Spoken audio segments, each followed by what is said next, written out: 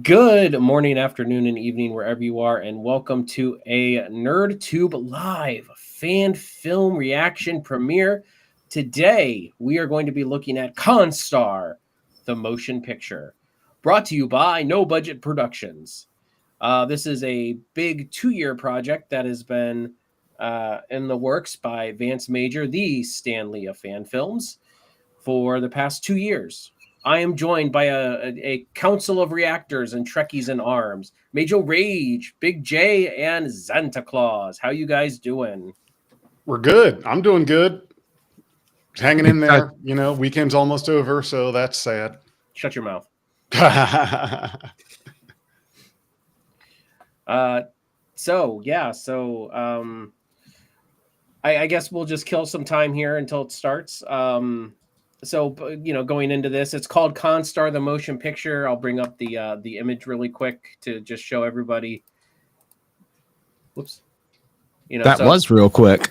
Yeah, that was real quick. We are definitely looking at a motion picture-esque format in this film. So do we think it's going to be 3 hours long, like the motion picture?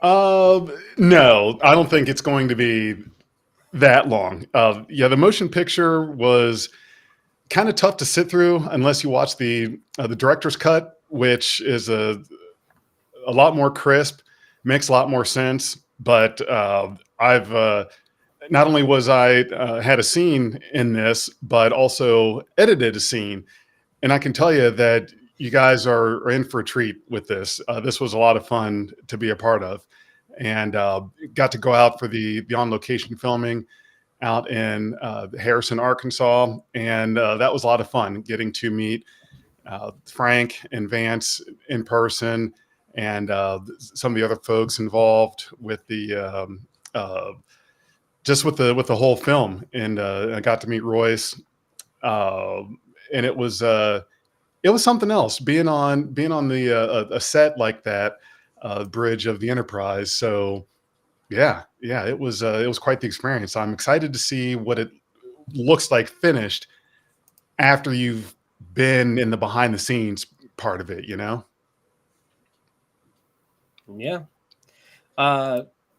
Major Rage, what do you feel like we're going into here? I'm expecting to see. There we go. That's a better way of putting it. I'm expecting themes of family, themes of loyalty. I know there's one scene in particular that I'm sure there's many more like it, but there's one scene in particular that came straight from V-Man's heart, and I was lucky enough to be a part of it. I'm looking forward to this film. Okay. I must say. Xanta, unload your sack, baby. Hello, my friends. It's good to see you all again. Hey, Jefferson, I hope you've been a good little boy. Because if you don't, I'll come down your chimney poop and leave you a big piece of coal. I'm always good. Very good, my friend. Well, I tell you this. I hope to go bodily where no fan film has gone before. And that's what I'm looking forward to. 2-hour extravaganza. This could be the greatest day of my entire life. Well, we sure hope so. Thank you, my friend. So do you guys think we are going to get any 70s trippy, 2001 Space Odyssey moments in this film? I mean, maybe something akin to that would be pretty cool if we did. I mean, I don't believe there is, but the poster that Vance put together for this kind of has a motion picture feel to it, which I thought was a nice touch.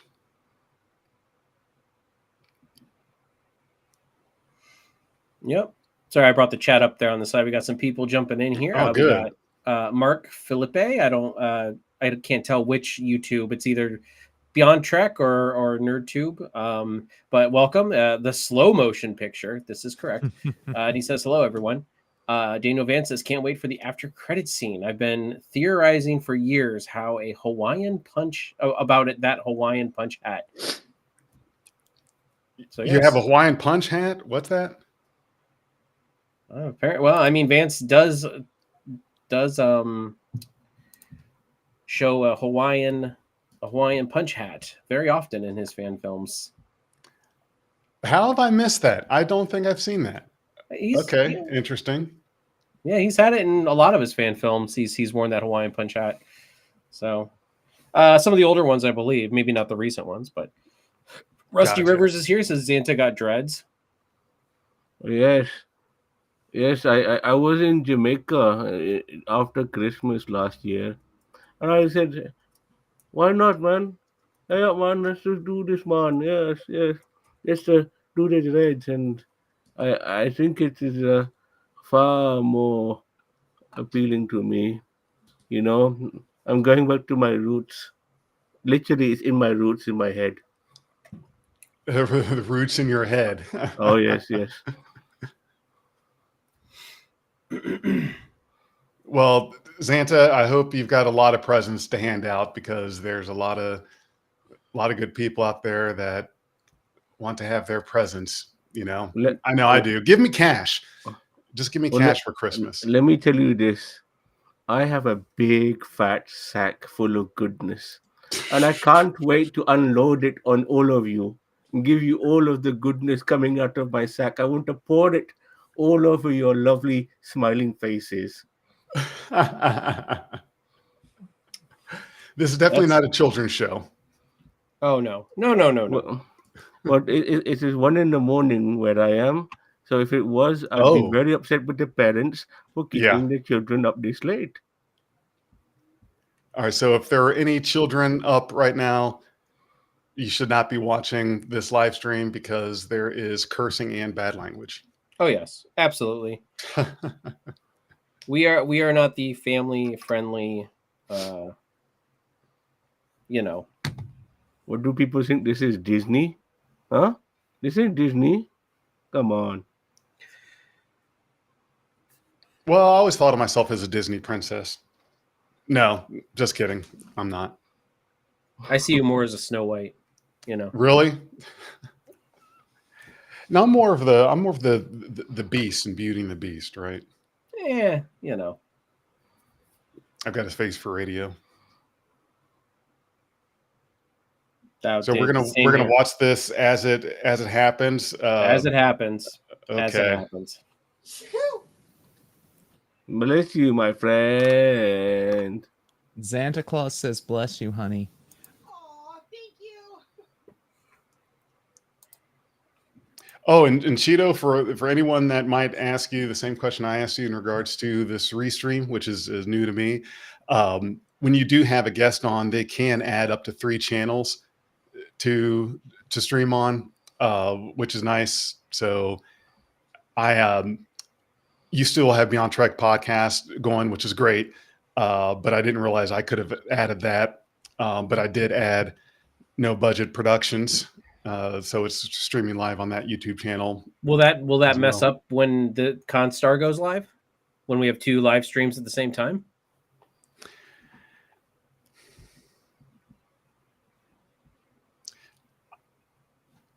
Possibly. So let me stop that, because you're right. So for those of you watching on whoops. For those of you watching on No Budget. Okay. So yeah, I did not realize. Yeah, that's there you good go. Point. There's a link where you can join us. That's me not thinking ahead and being stupid. So good catch. I was just looking because I saw that it was live, we were live on No Budget, and I'm like, is that going to mess things up? Maybe. Probably. All right, should be starting. Can you play it? Yeah. Because when I click on that link, it doesn't do anything. It's the countdown has started. Okay. Yeah, no, it's here. The Hawaiian hat is an Easter egg. So here I know about Hawaiian shirt, but Hawaiian hat? Hawaiian I punch can't- hat, yes. Ah.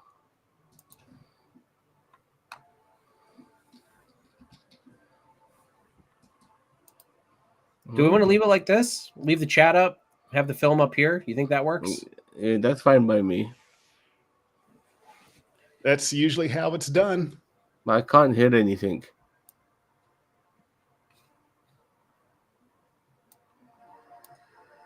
Can you hear it now? It's a little Vaguely. better. A little better? I can hear it, but it's like it's not actually coming through the stream. All right, hold on. You know what I mean? Good thing we have these countdowns.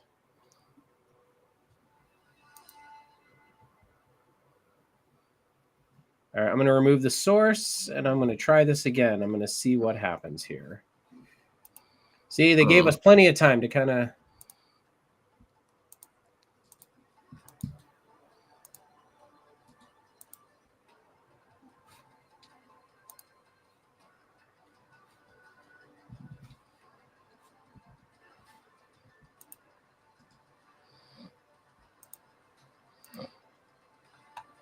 Okay. Is that better? About the same. About the It's same? the same. It's the... Try turning your system volume up.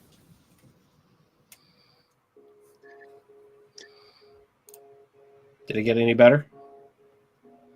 No.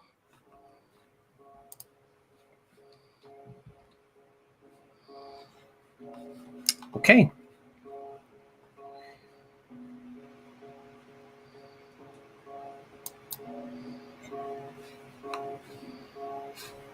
Give me 1 second. I'm going to try to... I mean, they're going through the credits right now. So That's better. how is it better? I just removed it. I can hear something. Yeah, that's probably through my speakers.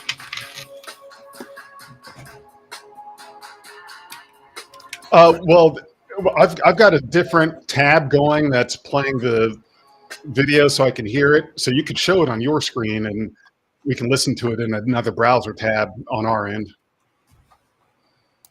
All right, hold on. It has to be perfectly aligned. It is. Well, it's close. Can you guys hear that okay or no? No, I can't hear the thing.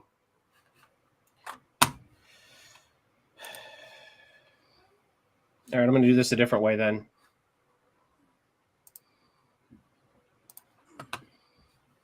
Yay, we're doing it live.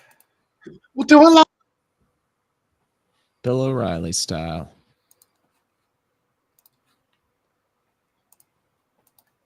Oh, shit. I didn't click the thing. Sorry.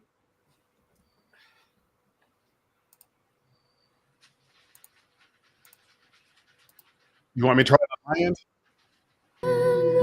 I can hear it. All right. I just had to share my entire screen, so...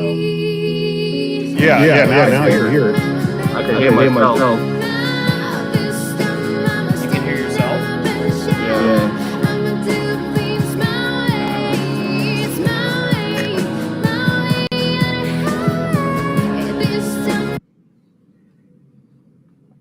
Can you still hear yourself? Feedback. Can you guys? I heard different feedback as well. I don't hear any. So it's got to be me. Like, I don't hear any echoes. So...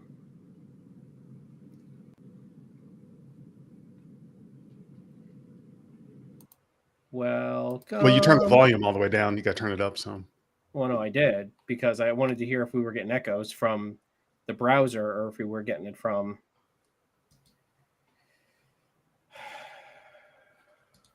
You want me to share? If you want to try, go for it. I mean, it's...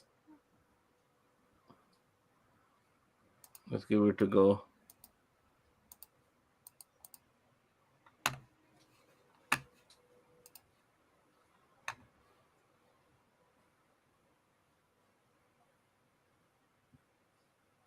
Well, you're sharing. I would say you're sharing us. Oh, sorry. I thought I was trying to look on Constar. I ended up clicking on us instead. 1 second. Still in credits though. Sorry about missing the credits, everybody. Can you send me the link? Yeah. I ended up clicking on our video. Where's the private chat? There it is. It's in the private chat. Thank you.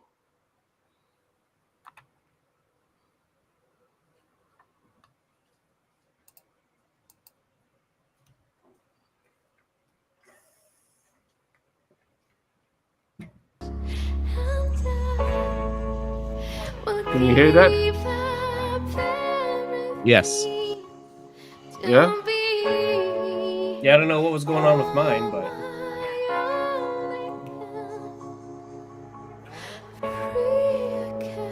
you might want to turn closed captioning off. How do I do that? There's a button at the bottom right corner. CC. Button at the bottom right corner. No, I'll okay. keep it like that. Look for the CC in the bottom right corner. There you go. Oh. 3 Ferengi Vipers are closing in. What's the status of the ship? Old-style communications coming in. Let's hear it. Sorry. I repeat, this is the emergency Alpha 1 subspace message. This is Commander Selkos from the outpost Corinda. We are overrun by the Dominion. The relentless attacks have just been too long. We can't keep this up. We can't keep it up. At least it's We not need the help. board. Send reinforcements. Send troops. Send help as soon as possible. It's just a matter of time before the Jem'Hadar break through the compound. I don't know how much time we have, but it's not much. Please send help immediately. I repeat, this is Commander Selkos from the outpost. Oh Home, prepare for rescue. Aye, sir. Sick bay, prepare for casualties. Aye, sir. Ferengi are closing in.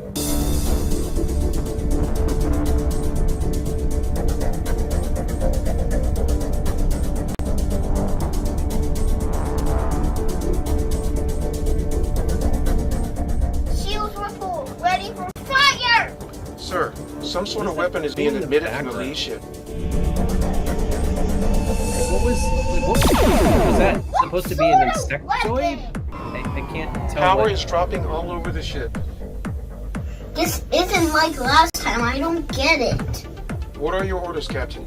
We need to save the other ship. Engines are losing power. Can you fire weapons? No, sir. Weapons are fully drained.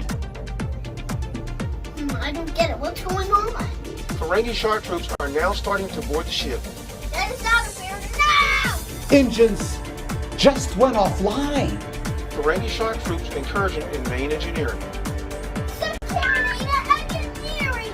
Comms are cut and security is scattered across the ship. Sound the alarm! Abandon Reading a massive energy buildup in engineering. It looks like we have a massive energy breach in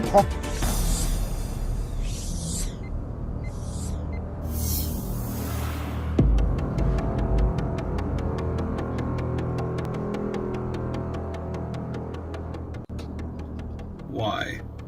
We lost a mission again.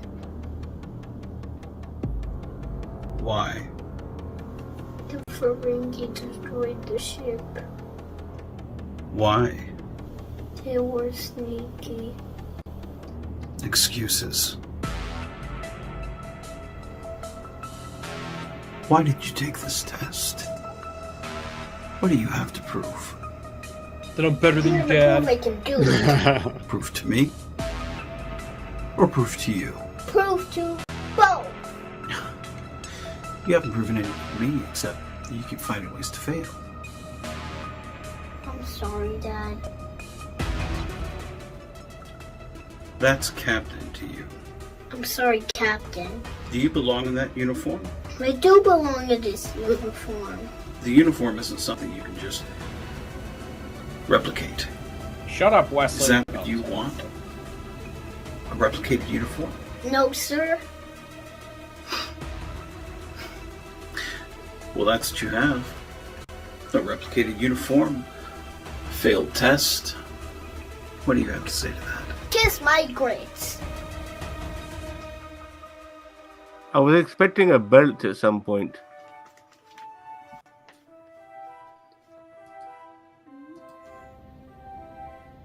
Everything okay, son?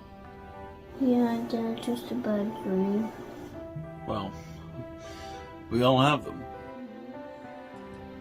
You better get ready for your big test. You excited?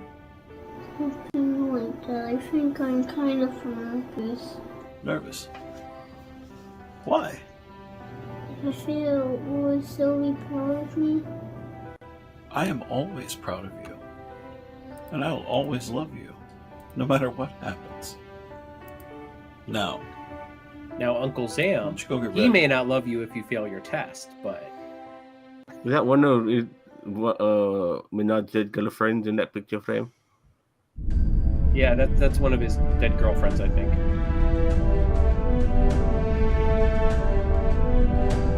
Lord, the USS Gummy ship. Gummy ship. USS Yeehaw! I'm a trucker, man.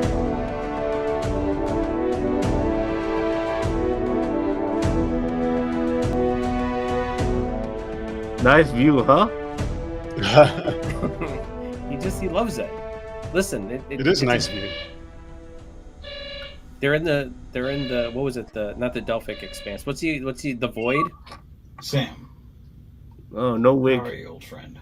Yeah, 0 out of 10. No way. Well, I'm here. That's about all I can say. I hear you. How are things on the Harrison? I get lonely sometimes. Hmm. I miss the good old days. When Menard But used to it's be as able to good as it spoon can with get, I suppose. I'm sorry, I haven't been around. Frank Commodore. You left everything for a reason. I get that. Besides, I have my hands full here. Like what? Well, besides the typical Starfleet malarkey, when there's a Romulan out there with your face on him, that's always fun. Who in their right mind would want your face? Yeah, who? You're one to talk, Mr. Phantom himself. Mirror Menard. Touche. What are the Romulans doing, though? That seems a bit odd, given their current status with the government. It's, nothing I can talk about. I get it. Oh, If I have no uniform, Section 31. Come back to Starfleet, and we can discuss it. So what brings you calling, son? well, Eobard is ready to try again at the Kobayashi Maru. Again? He's not even Academy age and trying for that? Let's hope he doesn't burn himself out. I hope he doesn't. I know he's smart. His tests are off the chart. But he is just a boy. A good boy at that. So what can I do for you? Who's a good boy? I know my standing with Starfleet isn't good. But I was wondering if Eobard could take a tour around the Harrison. Or maybe the Odyssey. Maybe the Constar. A tour? Why? I'm hoping to give him the right kind of inspiration. I feel like he's looking for something, but he hasn't quite found it yet. Pizza roll. That's relatable. Yeah, it is. And if Starfleet course corrects, I want him to be able to have something to go to. But does he know the reason that you left? He knows bits and pieces, but I don't want my views to be his. If Starfleet fixes their ways, I don't want him to have any tainted views of it the way I do. Hell, let me think. The Harrison is in for upgrades, so that would be no for us. The Odyssey is handling some bug parasite situation, so she's off limits right now. And the Constar, well, she's been scrapped since the Sanders incident.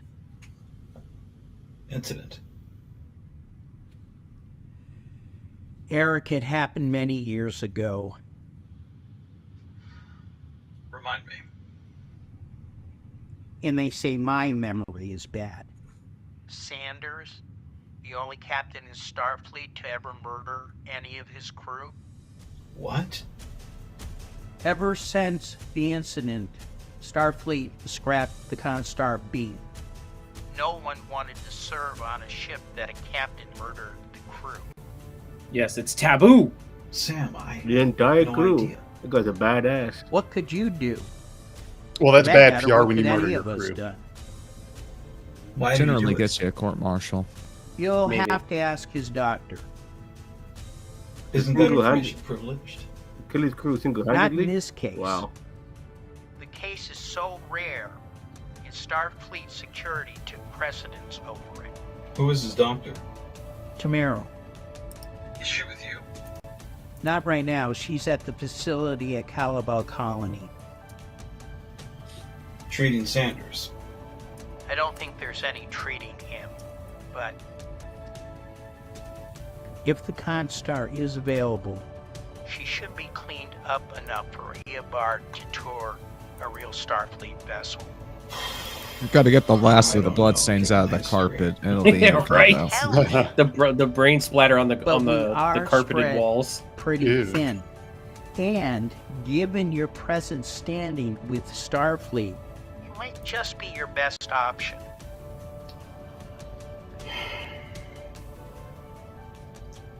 Where is it at? It's in the Trek yards. In the Trek yards? I'll reach out. Thanks, Sam. Any time, and give Yep, in Eobard the a Trek hug for yards. me. I sure will. Are we gonna help your friend? I don't know, son. Oh man, they There got may be nothing we can Minecraft do. in the 24th You century. said we always help others. Of Let's course. see what we can do. Go get ready. It is inevitable. Okay. I know, right? Well, Minecraft, Minecraft is will fun. be I like around. Minecraft. I'm glad it Min- made it. Yeah, Minecraft will be forever.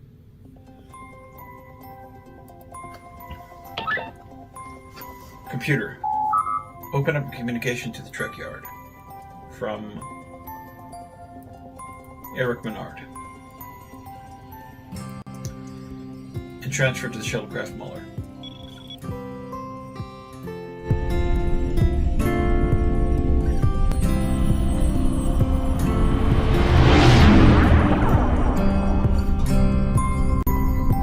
I'm trying so hard not to make any Trek yard comments.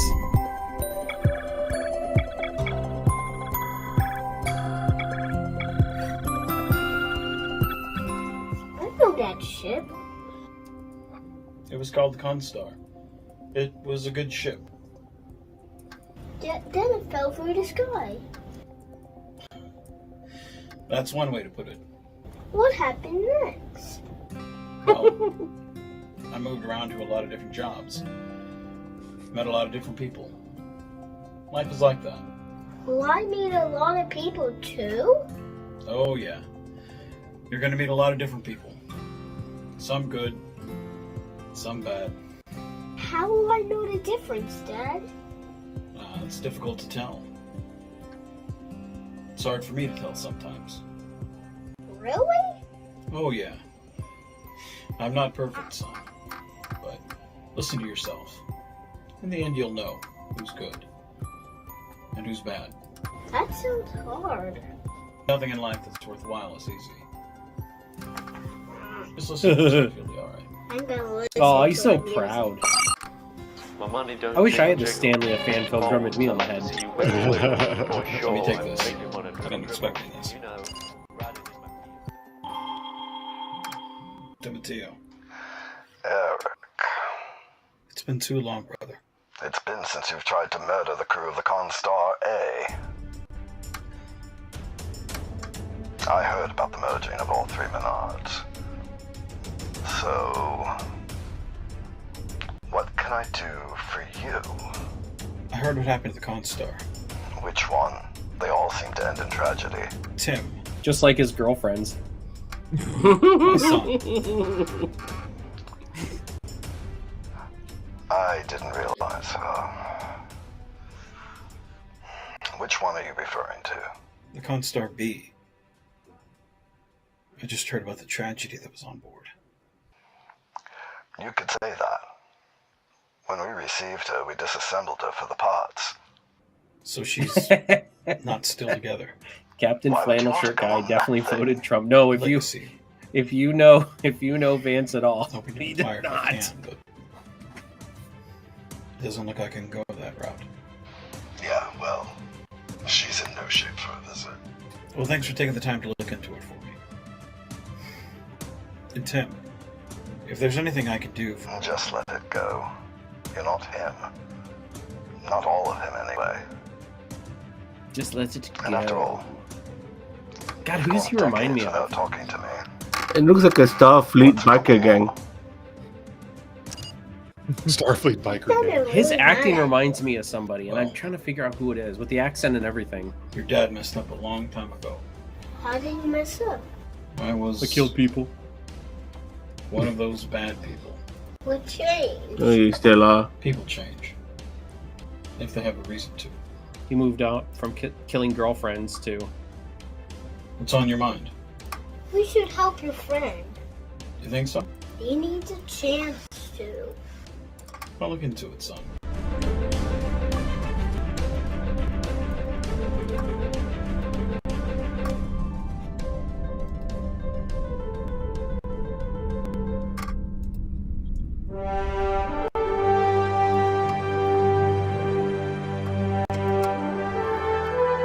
Many people have asked, why do I like Starfleet? And that's a good question. I've spent most of my life feeling alone. Starfleet has given me a family I never had before. And even when I felt lonely, I've never been alone. As Starfleet, we move every day to find out what is out there in the vastness of space. To find out what we didn't know before. To find more friends, in a sense.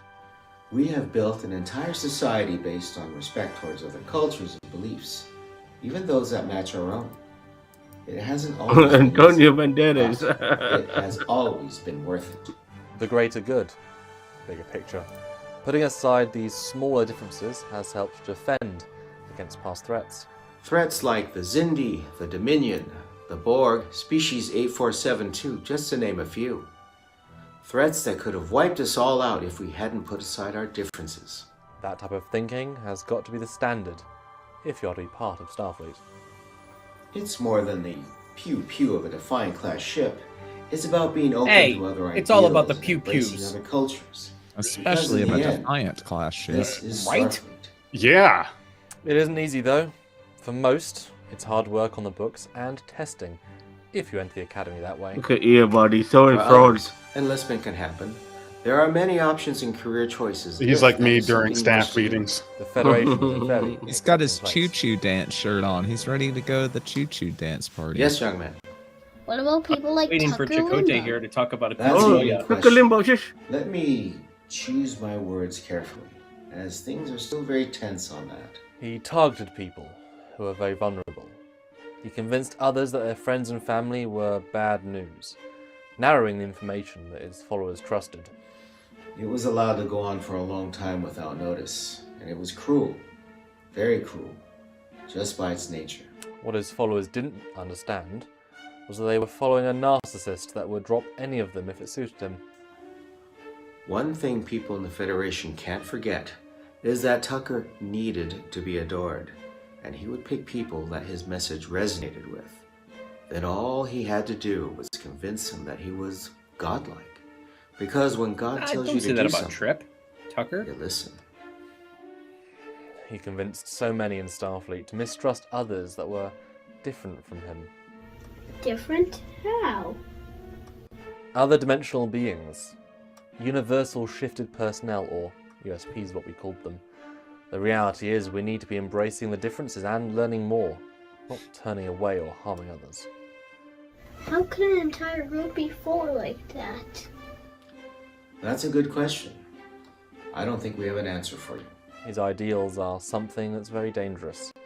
It almost destroyed the Federation at the core. I believe in the Federation, Commander Marshall. Well, that's what this seminar is about. From... To show what options are out there. We'd like to think there's something here for everyone, if they want to be here. Their Native American consultant pulled the wool over their eyes, their creative's eyes, for all those years. Oh, God, you're talking about the Chakotay guy. Yeah.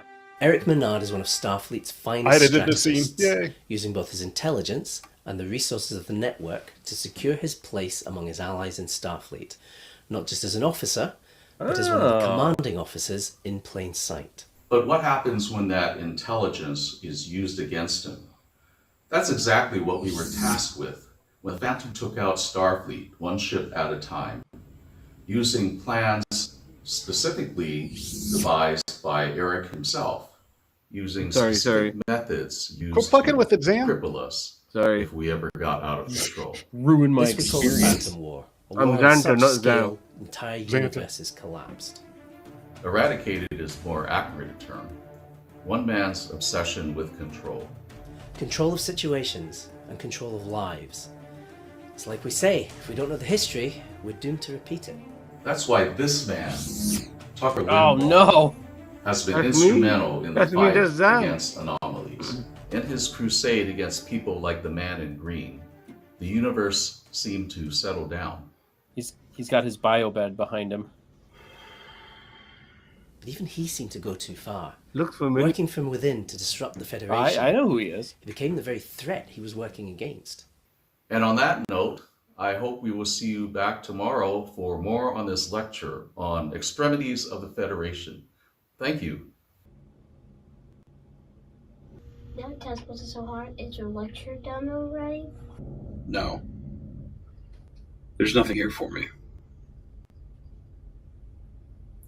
I'm ready to go. Let's go do the choo-choo dance. Choo-choo! Choo-choo! That Tucker Limbaugh is misunderstood. I'm telling you, totally misunderstood. You guys got it all wrong. Cisco to Menard, do you read? Go ahead. Why does that voice sound Hit a familiar? distress call from the Callister and have reached a dead end. Oh my God, Cisco! No, I wasn't aware of the situation. I don't recognize him. Can you put it through to my monitor?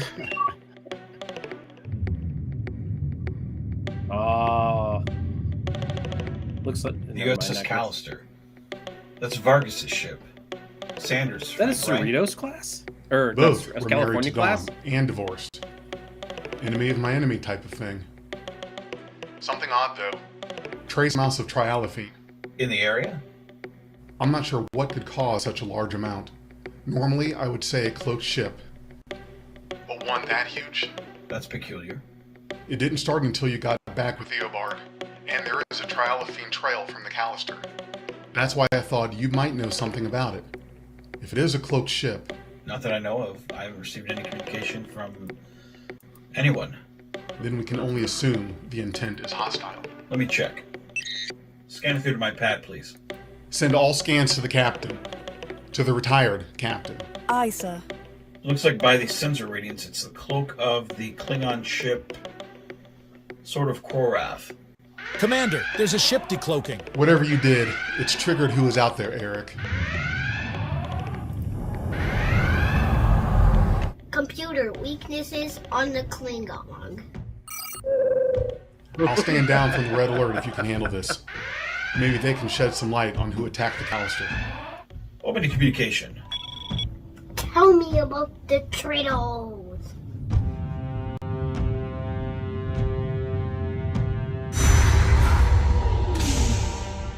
Menard, House of Krorak. Look what it is. Major Homage. Rage. Pretender to the throne.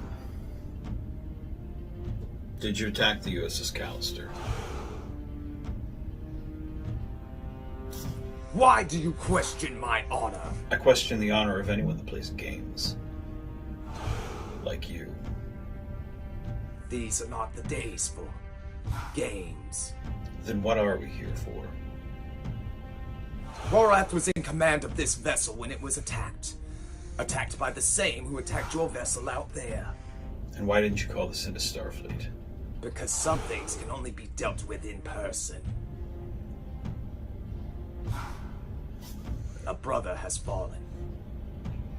Is this... As leader of the house, this belongs to you now. It's like the Boy Scouts. That's Steve Atwood's I don't sash. understand. Yeah. Korath, right? Are the last Mhm. of the House of Krorath. Me. Blood Brothers made you a Oh. part of the house, and Rest now in places peace, you Steve. above me in every right. In charge of the House of Korath. I had not seen enough battle to earn a place in the house, or a title in the ranks. And so in Outcast, I shall remain. You're not fighting this. It was Krorath's wish for you to hold that which he held in high regard, and so I am honoring it. I don't know what to say. Then say nothing, chatty human. It's chatty I human. love it. Do you know who attacked him? No. They attacked from nowhere and left as such. I'll file the report with Starfleet and keep them apprised of the situation. There are other things going on that I can't talk about. If you are to avenge him, you cannot walk in two worlds. Is that how you plan to lead? I don't know. But I will get to the bottom of it. The ship is yours, and I will do as you command. No, I don't want this ship. Not now. But there may come a day. Then what are your orders? Take the ship. Do with it as you must. Speak on my behalf. Only a member of the house can captain the ship. If we're going to find out what's going on, we need to work together. I will follow you. In order to honor my fallen friend, chatty human. No more pretender to the throne mentality. I love that Agreed. line. No more fighting. The only fighting I shall do is by your side, brother. Yeah. I may be the last of the House of Korath, but I welcome you into the family. And I accept the honor to be in your house, Menard. House of Krorath. We need to honor him. Together. For Krorath! Kapla. Really good honor for Steve. Yeah. Lovely. That was great, Really Mage. good. Really good and fantastic, Mage. I've had really good script to work with. That's all. He worked with me. He directed me. It was fun. It was Captain, a fun this is a process. surprise. By the way, Mage, you will refer to me as chatty human from now on. In some information. And how may I be of service? Captain Sanders? Medical files are restricted. I cannot give you any information without proper clearance. What? What can you tell me? Only what's on the official report. Most likely what I already know. I can't tell you shit. It says here that he was visited several times by Captain Mickle. Indeed. Why? I cannot specify. Do you know? I cannot specify. As flexible as ever, old friend. Indeed, Captain. I haven't kept in touch with the old Constar crew, but I heard that she was promoted to the head of Starfleet Sciences. Indeed.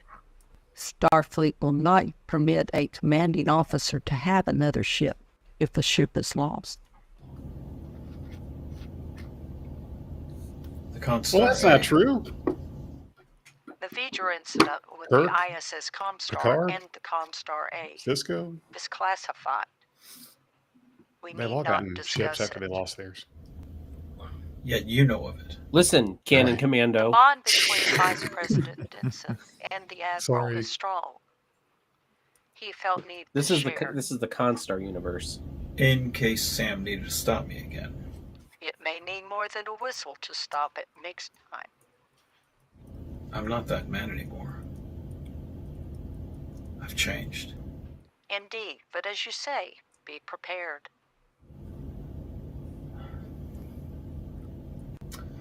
Indeed.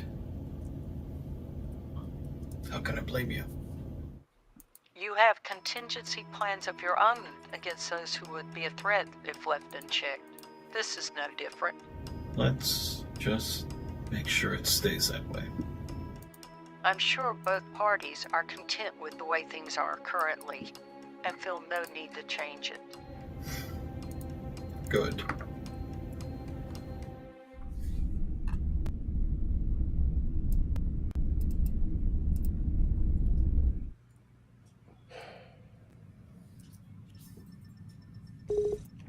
Anything yet? Nothing yet, sir. Captain, Wagner 5 are on the comms.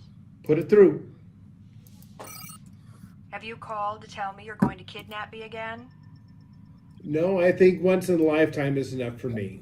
Well, if anyone can keep breaking Federation law and get away with it, it's the Rain Cross. I'm glad to know our reputation precedes us. But I do have some news to give you. What's going on? Krorath is dead. His ship was attacked by an unknown vessel. When did this happen? We got the report only a few hours ago. We don't have all the details. We do know that Eric sent in the report and that the Sword of Krorath is in the process of looking for any hostiles out there. Is he on it? Not from what I could gather, but you know how hush-hush Starfleet has been on his interactions. There's not exactly an open-door policy on this. You don't have to tell me. If anyone can relate, it's me. I'm sorry we haven't been in as much contact since we dropped you off. Radio silence has been a must unless absolutely needed. No, you did what you needed to do. Tucker Limbaugh was never going to let things go. How dare you No, say that about he Tucker? wasn't. We all took risks to make sure that the crew of the ISIS was safe. Adjusting to a new life. I just watched the headlines with invested interest, waiting for the day things go back to normal. I'm not sure there ever was such a thing. I wonder that myself sometimes. So what's on your agenda? We're about to rendezvous with the Sword of Krorath and try to locate anything out of the ordinary. The Rain Cross isn't exactly a top-notch ship anymore. Not after all you've gone through. Maybe not, but we do have some of the best equipment on board and the best people who can use it. True. Bring justice to Krorath. You can count on it. After Chilcott's passing, things were never... Yeah. Oh, the clique. I'm not sure how much more loss this family can take. We need to come together again. Yeah, neither men would have wanted us all to have drifted apart. No, they wouldn't. Well, one thing at a time, I suppose. I'll be headed out to see what I can find. Sounds good. I think I'll reach out to an old friend and see how things are going. Maybe fix some of the distance that's grown between us all. It won't fix your situation, though. No, but Eric sacrificed for me. I'm safe from the cult. No girlfriend of Menard is safe. Sacrifice some time and see if we can heal a hurting family. I can see why you stayed in the medical field. don't get to be in charge of the entire center by staying on the sidelines. Same thing can be said about the captain's chair. Good luck. Same to you, my friend. So anybody with CDL can get a ship? What does that CDL mean? Commercial Helm, driver's license. Set a course for the Oh. Ogden system. And get the Sword of Krorath on comms. Aye, sir. This is because Vance's outfit kind of made him look like a trucker. Oh, I So, see. anybody with the CDL can get a ship. Yeah, commercial driver's license, truck license. Yeah. Uh-oh. Is he back at the graveyard? Is it girlfriend number 10? 11? I don't know. So Menard is bad with women. No. Oh, it's Jay Burchell. He's like, hey, Dad. It looks like he's looking up. Like Vance is tall. I'm sorry, Menard is tall. That's your neck covering hickeys since the Middle Ages. You damn right, Daniel.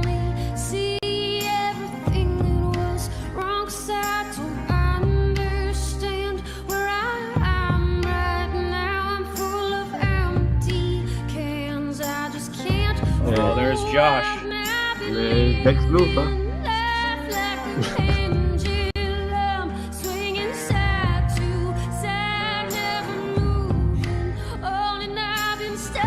One punch hat.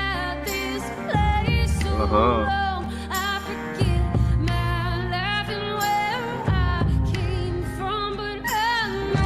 Always the engineer at heart.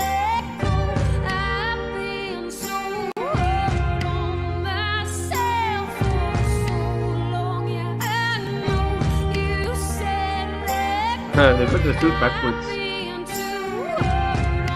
I think it's supposed to zip up in the back. Yeah, I know. It looks funny though.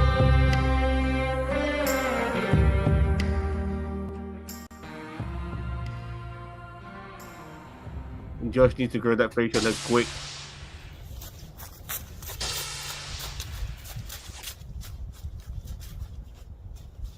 Hi, Dad. What brings you here, son? It was time to feed Rufus. Is it that time already? Clock's ticking. It always is. What are you doing here? Especially on Menard's girlfriends. Just thinking. What about? Oh, nothing. Rufus is an odd name for a girlfriend, though, Always but say you that. know, What are you thinking about? I don't question I people's think you were right. intentions. I think my friend needs help. Before they die. Are you gonna help him? I'm sure gonna try. Why can't you help him? It's complicated. You always say that too. I suppose I do. Things are a bit more complicated when you're older, son. Only if you let it. I want him just to reach out. Listen here, you little shit. You're helping him, but you don't. I don't need No, your you get to advice. be so smart, jerky butt. I'm always smart. Yeah. Why are you calling your kid dumb? Jeez, Yes, Menard, you such a jerk. But your friend, it's just like Rufus. How so? The clock's ticking. It always is. Give him credit for doing that in the snow. I'll be freezing my goddamn ass off. Whatever, Xanthi. You live at the South Pole, so. Yeah, but look at me. I'm covered, Pole. man. I'm covered. No, Xanta lives at the South Pole. Xantha lives at the South Pole. Computer. Open up personnel files. USS Constar. Navigational contact code 1036-B. Captain Christopher Sanders. Personal Oh. logs. And go. That information is not on file. Is there any information? Interviews, Damn you, reduced Majel! Cassani, Slaughter of the Stars incident. Verified. Show them. Play files.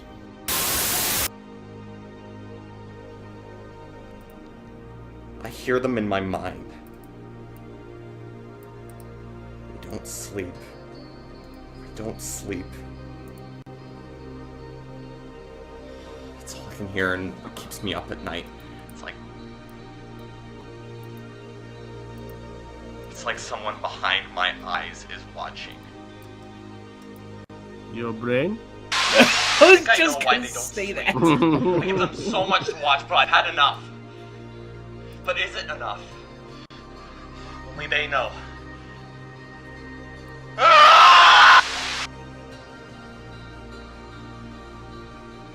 We're all out here in the vastness of space and the space in my mind. The space between so much more clear. My ears is vacant. He seems like Section 31 The material. voice is silence. I know, right? The glasses give me those vibes. And he killed his whole crew single-handedly. Screaming Guys are silence. badass. Laughter that's of some Matt. Jason Bourne shit.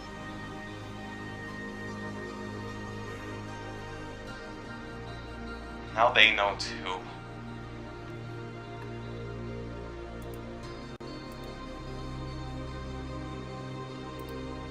They know why we don't sleep.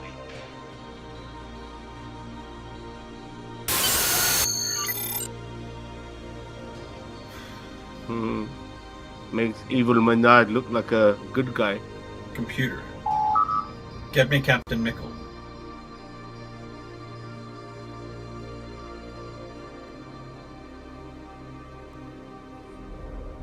Hello, Eric.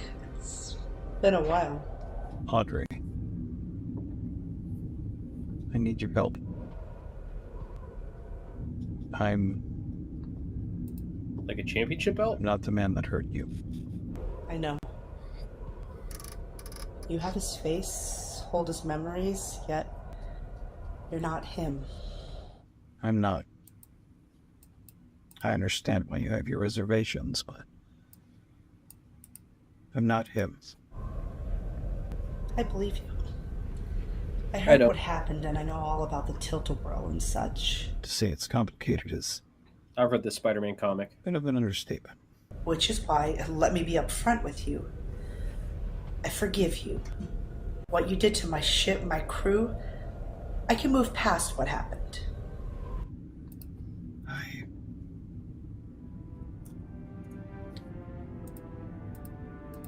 It was the reason why I stayed away from everyone. We all heal our own way. I've made peace with things. And your family, Eric. I always loved you, Audrey.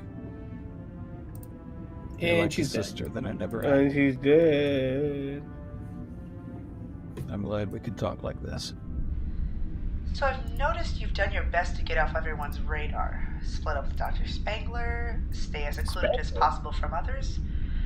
I heard you even left Starfleet. I couldn't follow what it stood for anymore. It got crazy. I know how you are when things get tough. You regress and pull back from everything. I know the feeling. I needed that too. After the Constar, I came to head of sciences. There was more peace there than in command. It can be dramatic if the wrong people are in charge. Exactly. Although they say Admiral Trochum did offer you a job smuggling things from the Delta Quadrant. Is that what they're saying? What could you be smuggling? Air products. Eric Menard, you're a funny guy. That's what my son says. I bet he does.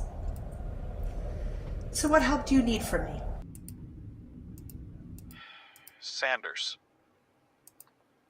What happened there? Oh, that can of worms. That's something I never thought I'd be thinking about for a long time. Why is that? Everything pointed to Irremotic syndrome, but none of the trace elements were there, so they came to me. Why you? Elements from his brain scan were inconclusive, and that's not something that should happen with this diagnosis. You're saying it's not aerobotic syndrome. In my expert opinion, no. It's odd they came to you. My thoughts exactly. In my opinion, his doctor, being the logical lady I know her to be, saw the same thing I did. Which was? Spatial anomalies. It his head? It spoke to me like a roadmap, not like a disease. And I think she saw the same thing. I think I need to have another chat with her then. It might be more helpful to have a chat with him. With Sanders. I would. Would that even be allowed? For a Starfleet runaway? No. For a renewed Starfleet captain? I would say so. I think Toronto Station would allow you if Admiral Trochen made a call.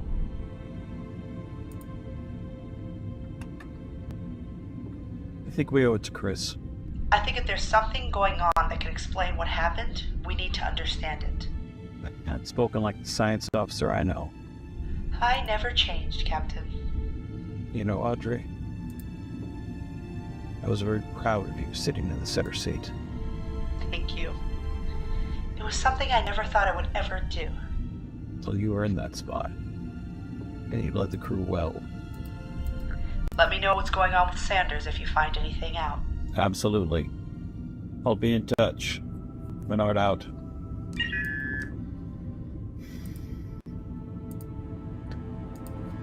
I think we're going to change course. If you don't mind a delay. Okay. Son, let me tell you about a friend of mine. Okay, Dad. Got a friend in me. It's been a long road. Get from there to here. Hello. All right, 10 out of 10. Admiral Vandenboss. Well, this is unexpected. I appreciate you answering my call. I know you've been out of commission for a while. I prefer it that way. Retirement suits me. Growing out the beard. Me and Sullivan are enjoying our golden years. So I've heard. Congratulations, by the way, on the new baby granddaughter. Granddaughter? So what can I do for you today? We represent an organization in which a former officer has left due to complications. Complications? Eric Menard, former commanding officer of the Constar. Take you out. Reunified with several versions of himself. He's killed many girlfriends. Made things Need you to take him out. complicated with the general public. Yeah, I remember the speech that he gave, calling out to all of Starfleet. Bold move. I'm sure that made some of the brass very unhappy. Once the situation was over, we considered the matter closed. Here's why it's not.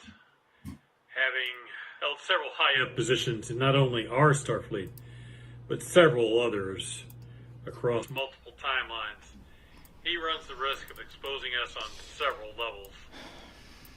That's what Starfleet fears the most. We have exhausted all conventional means to keep Menard away from the Federation and out of the public eye. We have failed. We now need someone who has experience in Unconventional means? I say wet work put in it mildly. business. Your time with Temple Investigations was more hands-on than anyone I've ever seen. Well, coming from you, that says a lot. Legend in the field and all. I don't know if I would say legend, but I've been around. Let's just say I see things differently than most. Like this thing with Eric? I've known him for a long time, and he has a way of showing up when you least expect it. He keeps Starfleet honest. Exposes corruption. Some would say that's a good thing. And I would count myself among them. But as you and I have seen before, things can have unexpected consequences. Yeah. One misguided move and everything is undone. One misstep, and everything you knew is only a memory. Or an erased timeline.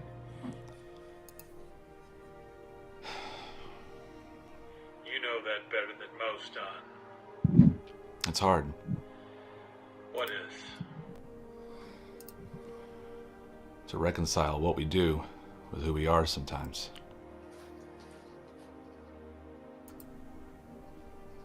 I used to think so. And it's why I left the job. I didn't like the person I was becoming. Ever think about coming back to Starfleet? We could certainly use someone like you. Like me? Mitchell, you've never been one who was afraid to act. Some in Starfleet saw you as reckless, perhaps too eager to jump into the fight. But I saw someone who was willing to do whatever it was necessary to get the job done. Someone who saw the importance of making difficult decisions. What do you want from me exactly, Vayner Boss? I'm retired, and I'm sure you've got a whole new batch of agents to send on wet work assignments. But none with your history with Menard. He knows you. He trusts you. So he won't see the dagger coming for his back, is that it? Rumor has it he's been probing into things he shouldn't. Asking questions. You know, they hate it when they start probing. It's time for him to stop. Yeah, probing is usually not a good thing. What kind of things?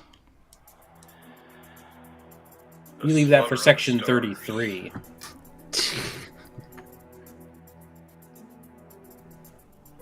Why would you want to know about Sanders? I don't know. He makes good chicken, that's But why. it can't be good. You know how he is with sticking his nose in other people's business. Again, part of his charm. I'll reach out to Audrey, see if she can shed some light on this. Thank you. Don't thank me yet. I haven't agreed to help you. Just to ask questions. To find the truth for myself. Hard to know who to trust these days, isn't it?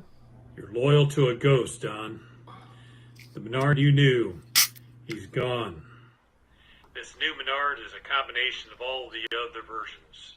Our universe, the mirror, the divergent. Somewhere inside of him, the Phantom remains alive.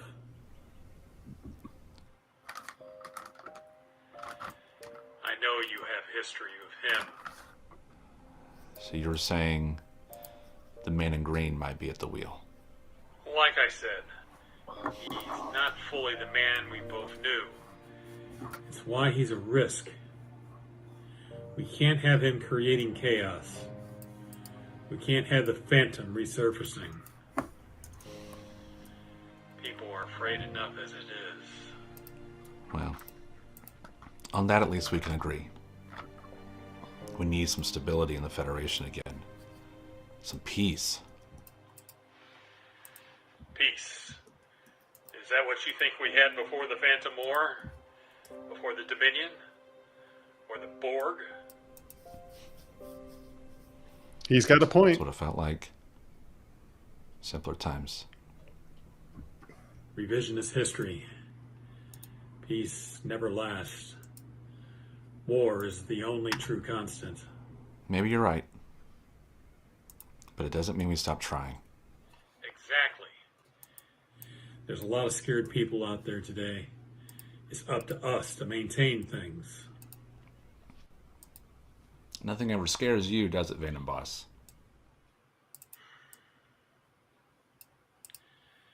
Only tomorrow, Don. Only the future.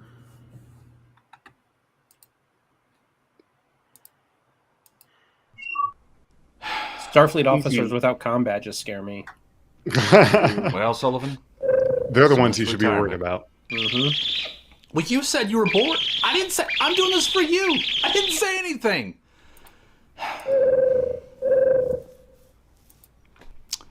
Now I'm going to have to shave.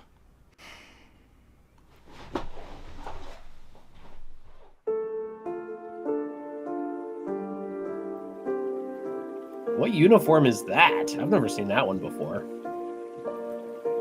Neither have I. It looks like a custom-made uniform. Hey, Squishy.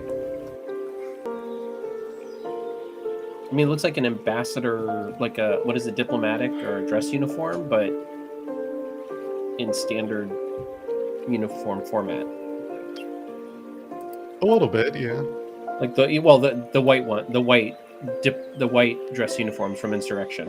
Right. But in TNG format. I hope this message gets to you quickly and without any problems. I miss you already. Do you now? I wish I knew what to say. We've gotten so close these last few years, and even closer these last few months, and I really didn't want that to end, but I couldn't say no to the Melbourne. But I wanted you to have something that you could always keep close to you. A little piece of me that you can have on you at all times. It's a bracelet that was passed down to me through my family. I don't know how long ago it was made, but it's been there as long as I can remember, and it represents our passion for space and for exploration and the stars. It was meant to represent the original solar system in the Milky Way galaxy that our Earth was a part of.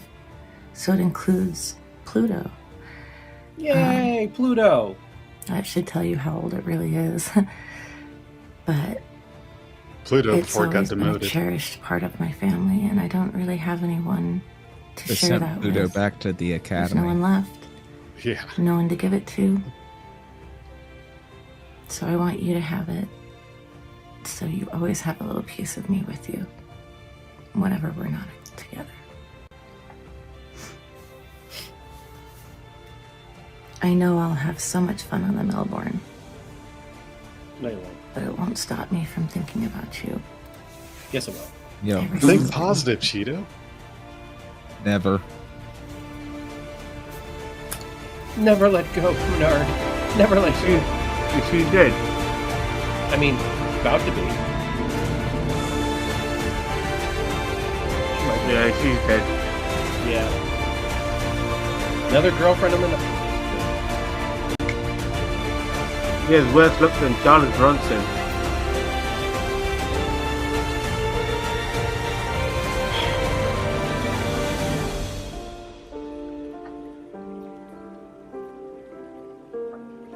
He's channeling his inner Tien. Hippie. Get that tri-beam ready. Yep. You know what? F Technobabble. Time to suit up.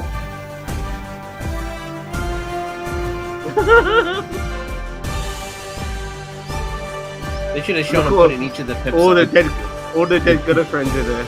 Are in the same cemetery. Yeah. They should have just had like a thing that just said Menard's girlfriend cemetery. Oh, Steve.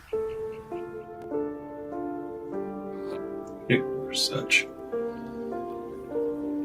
an odd fellow. So strange. So Klingon.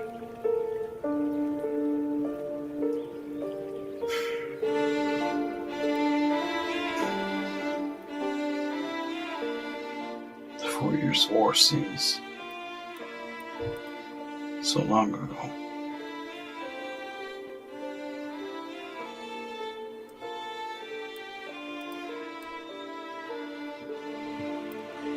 I wonder what would have happened if we hadn't got stranded together.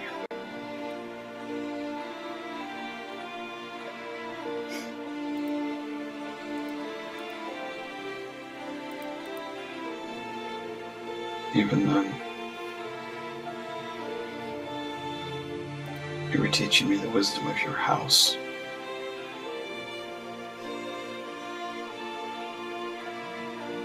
Invited me to join.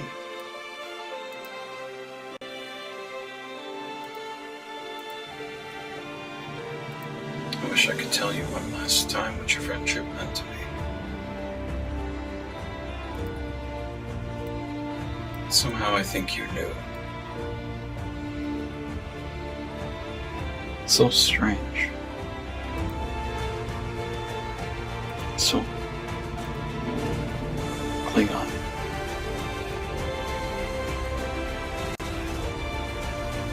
Last of the House of Korath.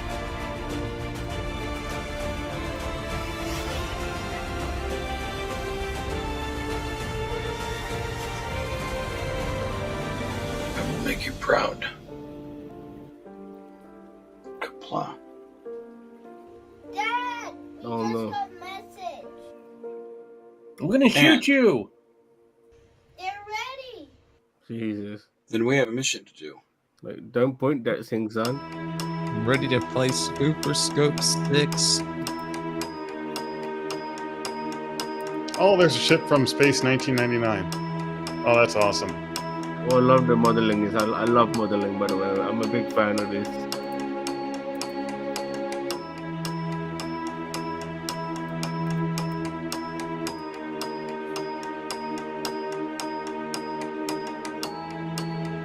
Oh no, we're going silent to the lambs now.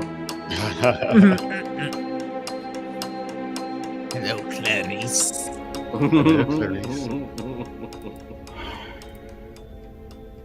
I'm sorry. There he is.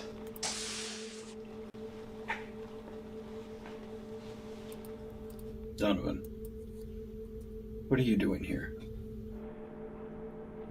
Audrey said I might find you here. I've heard reports that you've been looking into Chris. I've got a special set of skills. I gotta see for myself. We don't sleep. We don't sleep. See?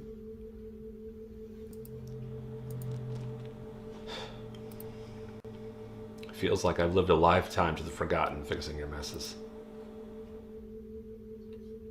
You mean the Phantoms? Heard about that, did you? Yeah. I was there when you led your former crew into the past. In Avija.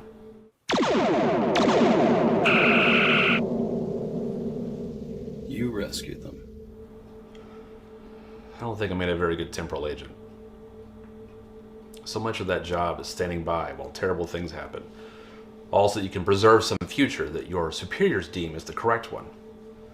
But I wanted to do what I felt God wanted me to do. To help. Wait.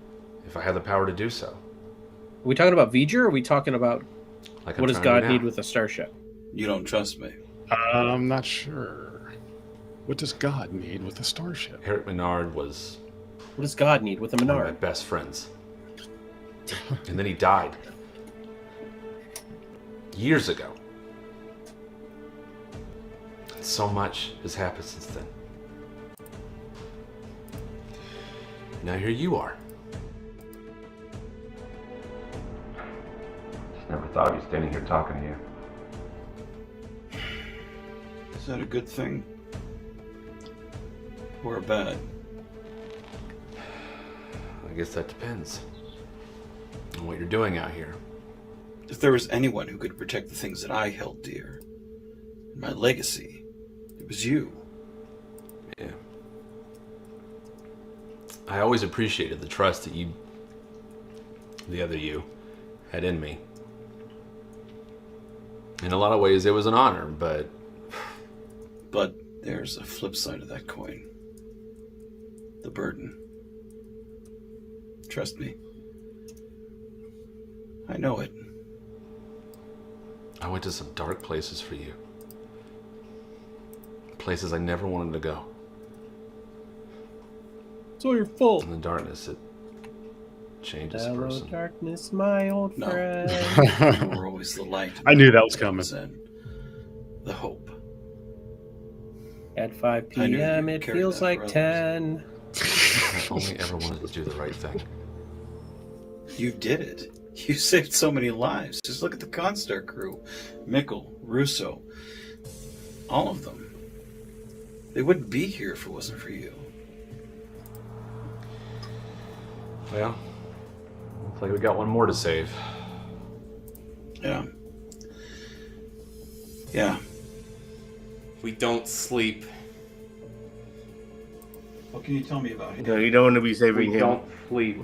Not much, unfortunately. We don't sleep. Yeah, Zam. He was in the Riley sector. Like during late night streams, responding we to a don't distress sleep. call from the Army. I have not been sleeping. There was no call. But he kept insisting there was one. Where's the Armitage now? It's been missing for years. In space? That was one reason why no one took him too seriously.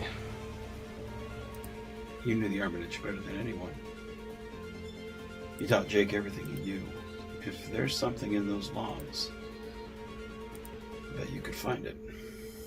Well, I had to find those logs first. I think we need to go to the computer core of the Constar B. That sounds like something the Knights could help with.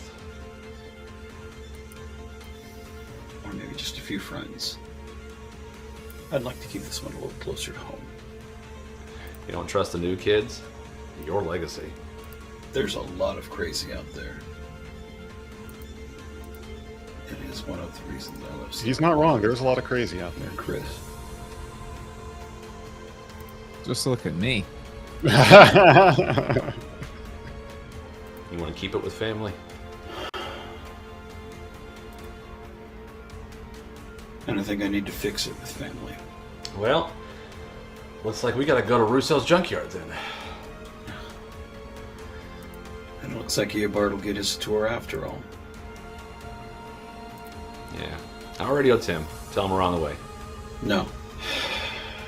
I need to fix things with Tim. If I can't fix it with him, there's no hope in working together. It really is you in there, isn't it? The embodiment of Starfleet. I'm glad I don't have to kill you. It is. I thought I had anger issues with him. Yeah, the anger inside him, it's been festering for a while. Well, Eric had his reasons for things. I had every reason to be mad. Sent me away, divorced, all for my protection. That wasn't easy to get over. And don't think that I don't try. But here we are. And here we are. And here we are. Funny how things turn out. So, you still stopping by? No, we simply don't have the staffing. And the I schedule's thought he been was talking hell. about for the typical Wednesday booty And don't call. even get me started on the biofilters. The coils are clogged up, huh? That's what he Like said. cat hair in a vacuum. Hey, leave cats out of this. Need me to clear them pipes for you? Perfect little pets. Oh. Well, if ever we can get the comms up and running, and the replicator producing my raspberry sweet tea, I'll be happy. You know our scrapyard is always open to you. Things might be a little moved around with that ion storm that came through and scattered things about, but we're here. I just may take you up on that.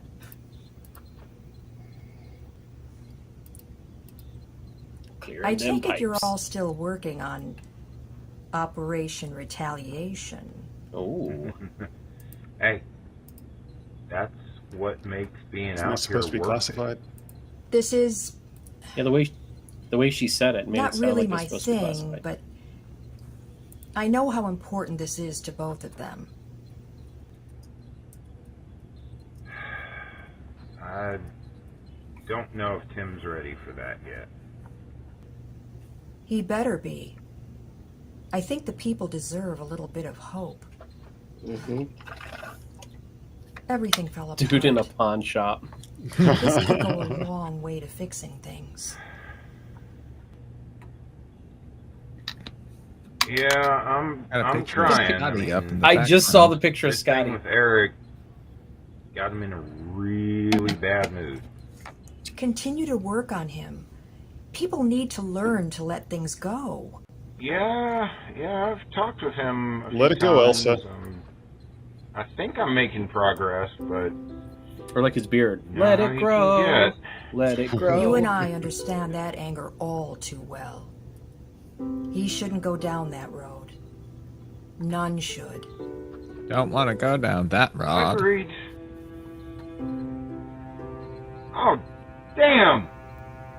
Oh, damn, Which one Bobby. of you cats made that smell? Well, I'll let you handle your business. Let's hope On this the drama cat clears business. so we can all find some peace. Spangler out. Spangler. Egon descendant. No, Egon was Spangler, not Spangler. Close, but not quite. I know, I hate to be that guy. I feel assaulted now. We'd have all been a good family. Take care of Eric.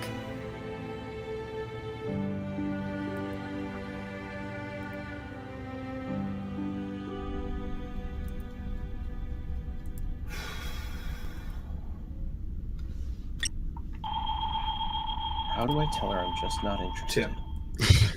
Tim, we need to talk. Please. I don't think there's much you have to say that I want to hear, Eric. Tim, you were one of my best friends for years. I'm asking you to trust me here. Even for a moment. Trust. Kind of sounds almost like So don't Snake. be like me. Be better. It makes me think of Daniel Day-Lewis in Yeah, Gangs I of can New see- York. Yeah. I'm getting a bit of a Jeremy I've Irons already vibe. talked with Audrey and Donovan. Something's not right with Chris. The whole slaughtering of his crew wasn't a dead giveaway? Can you not see the Jeremy Irons? No, was it just me? I can see the Jeremy Irons. He went through something pretty similar. It took him a long time to get through it. I think this goes beyond that. How so? He claimed they received a distress call from the Armitage. Starfleet never received it, even when they went through the records. I have personally gone through those records myself, as I needed the core for a personal project. I've never noticed any coded signals like that. Is there any way to go through the memory core of the Constar? You know you're asking a lot. I know. Wasn't he wearing I red know you like to before? stay off the grid at your salvage. And I know I'm not exactly Starfleet, nor your favorite person, but I think we can figure this out. Together. Thinking that you are invincible is no kind of armor, neither for you nor for us. I'm sorry I hurt you, Tim. At least I wasn't your Sorry I hurt all girlfriend. those people. Then you'd be dead. Then yeah, If then I I'd could be give dead. myself that pain instead, I would. Prove to me that you are not the same man. That you are not the man in green. I have a son now. Life isn't about me. It's about him. That doesn't I count. have to make things better for him. Children can change you in ways that you can't possibly imagine.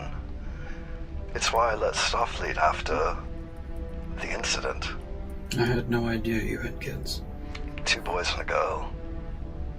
I spent years not there, and I felt us drifting apart. Funny. I'd always thought fatherhood would agree with me, but it's the hardest job I've ever had most days. I get where you're coming from. It's hard. It kills me that someday I won't be there for my son. And I know it'll tear him up. I'm very close with him. But you just have to enjoy the time that you're here. Teach them. Guide them.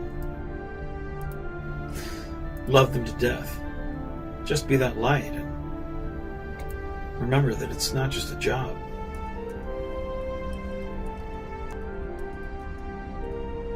It's a choice. It's been a long time since I've heard this, Eric. I'm telling you, Tim. I'm not the bad guy. No. No, I suppose not. You're gonna make mistakes. It's arrogant to think that you never will. But for the next generation, knowing someone believes in you, knowing someone has your back no matter what, I'm going to give him the freedom to make his mistakes. But I'm also going to be that parachute he can pull whenever. I want him to know that his dad has him. That if he falls, don't sweat it. That his dad has him. To get back up and keep chasing his dreams. To think of another game plan and send him right back out there and keep chasing. To go get it. I can tell you're not the man in green now. Yeah? He was never this long-winded. You'll be fine, Tim. When they see a real person. Bro's got a point. And they can, too. You'll all be fine. You've given me a lot to think about. So about this memory core. Can we take a look at it? I have a few friends that are on their way. You sweet talker, you. You know you assumed a lot, inviting them here before even asking for my help. I know the kind of man you are. I'll have a fresh plate of pizza rolls for everyone. Jesus, pizza rolls.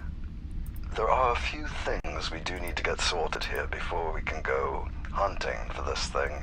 I won't tell you how to do your business. We'll be there when we can. Menard out. All right, son.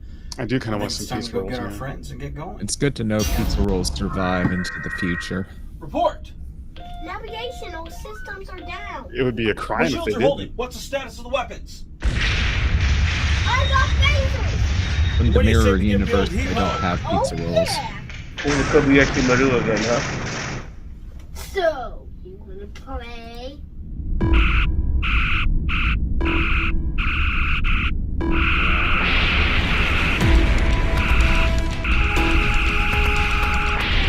I don't think they expected a fight. Well, they're gonna get one. Damn right. That's damn right. Typical Starfleet tactic. Sit there and just fire back and forth. No evasive maneuvers. Now, we're in no condition for a long-term fight. I'm gonna try to get a communication out. The comm array was hit. We need comms up. 2 cans in a string? A bird with a note tied to his leg? You always got such good ideas. Keep firing then. Let's see what you can do now.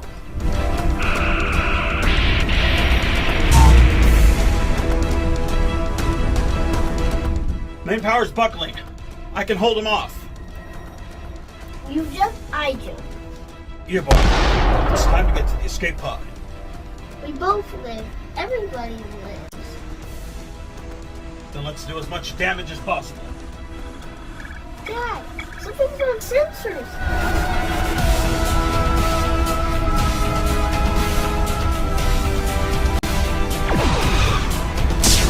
Wait, is that species 8472? Yeah, I think so. It looked like it. I couldn't get a good look at it. I couldn't tell what it was because of all the shadowing. Yeah, it definitely looks like species 8472. The bad guys flying away. They are? I told you, everybody lives. Yes, son. Yes, you did. Open a channel.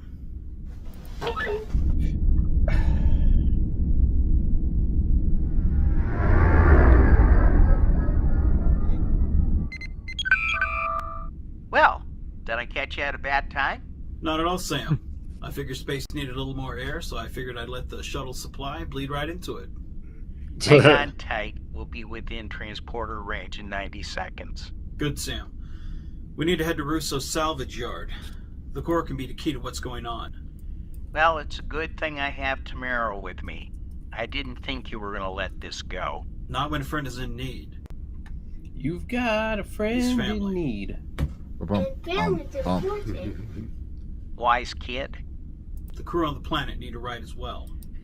I need to start charging by the passenger then. With how charming you are, we'll need refunds, Sam. Hardy hard hard. Prepare for beam out.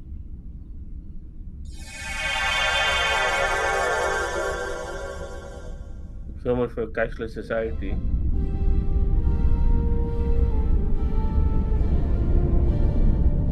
So that's an is that an Odyssey class and a Prodigy class? Classes? Exactly. How can they not tell it's him? Well, because when he takes them off, he becomes a superhero? Well, dude, no. that race can talk without moving their lips. Sort of. He's always a superhero, it's just that people don't know it all the time. I don't get it. I don't either. Ugh, I give up. Captain, we're receiving a communication from the USS Harrison. Is it Admiral Grissom? No, sir. It's Captain Menard. On screen. Captain, I heard that you weren't part of the fleet anymore. Things have changed. Much like you, Captain. 30 years will do that. But the Excalibur?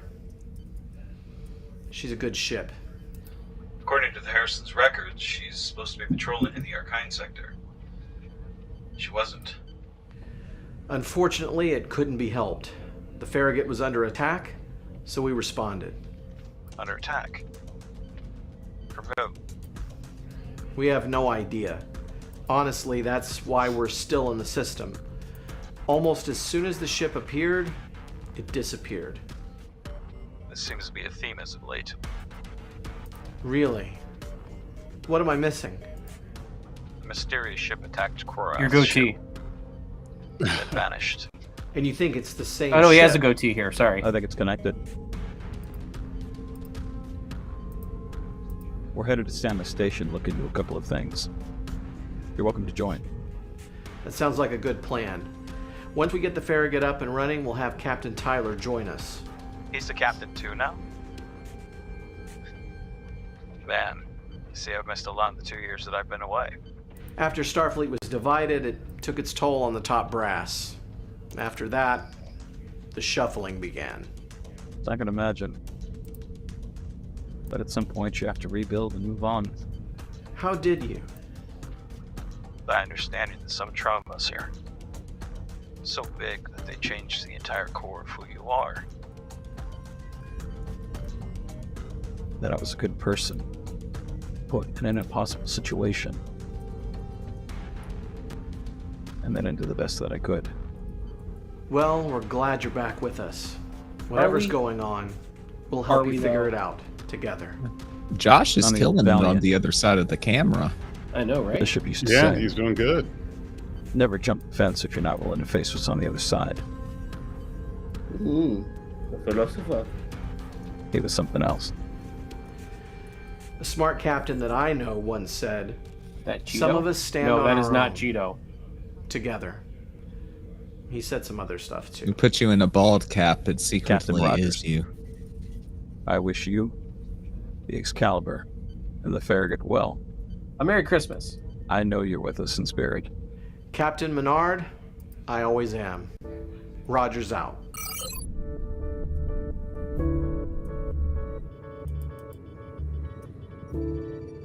Don't bald shame me. And you think that that's why my dad's friends messed up?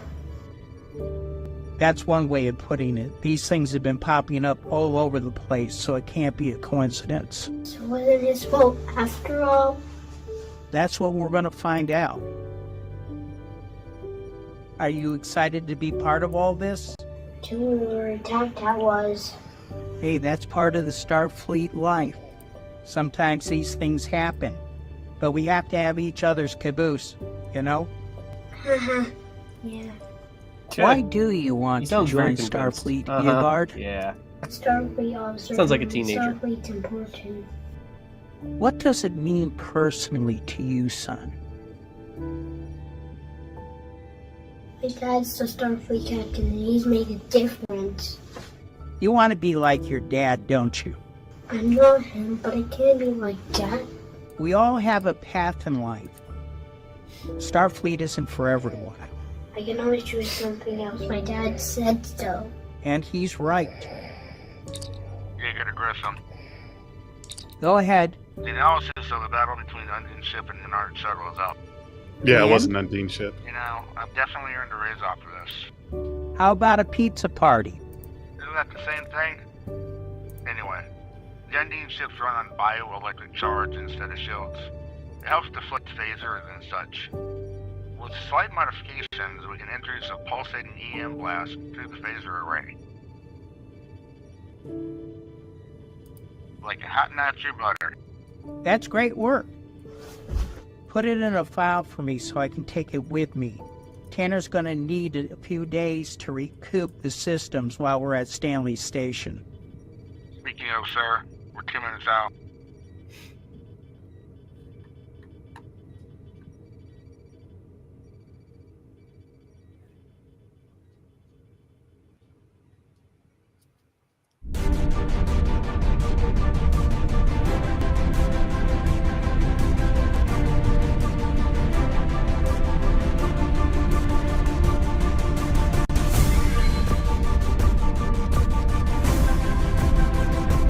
Bringing the total number of casualties to 2.3 million.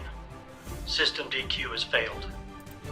Under these circumstances, Captain Leonard has been given the Odyssey, and Captain Menard has been reinstated, awaiting assignment. Trochim out.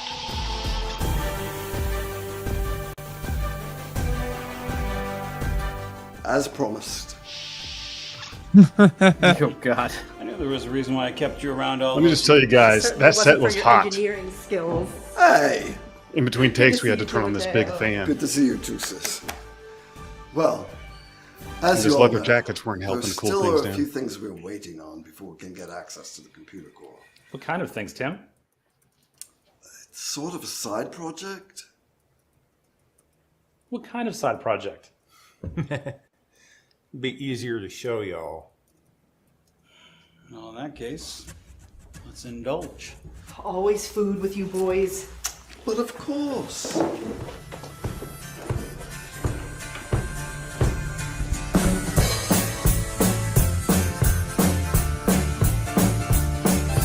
Don't eat the props.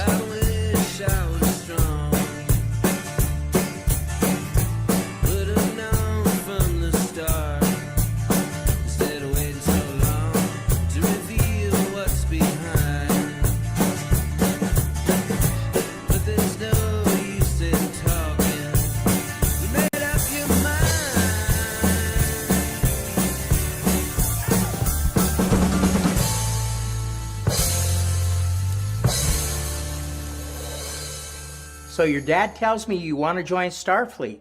It can do worse. Yeah, I understand. But I'll tell you what. Try this on for size. Is this?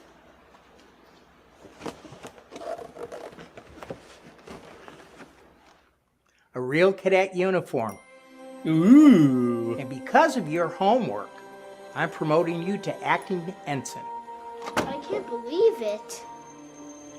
You keep on the right path, like us here, and your dad, you can do anything you want in the galaxy. Yes, sir. Now run along and try this on. You can do anything you want, but you got to pay your taxes. Yeah, right?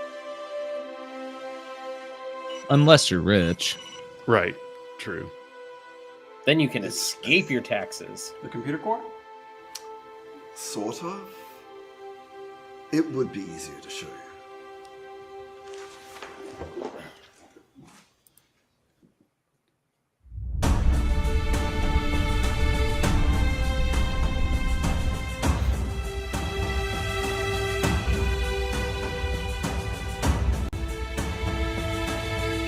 Is the Constar B shredded up here? Like I said, I've been working on a project. Oh, okay, Jordy. Yeah. Oh, wow.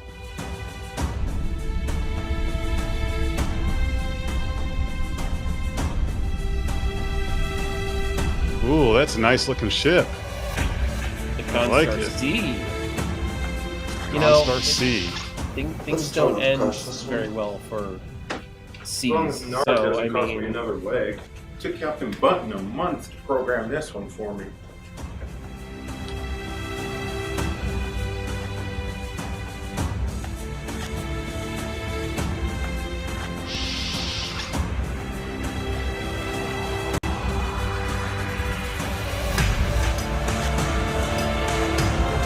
listen, I would have designed a Defiant class vessel and just made it the TOS bridge anyway. Be like, we made it like this for you for, you know, consistency's sake.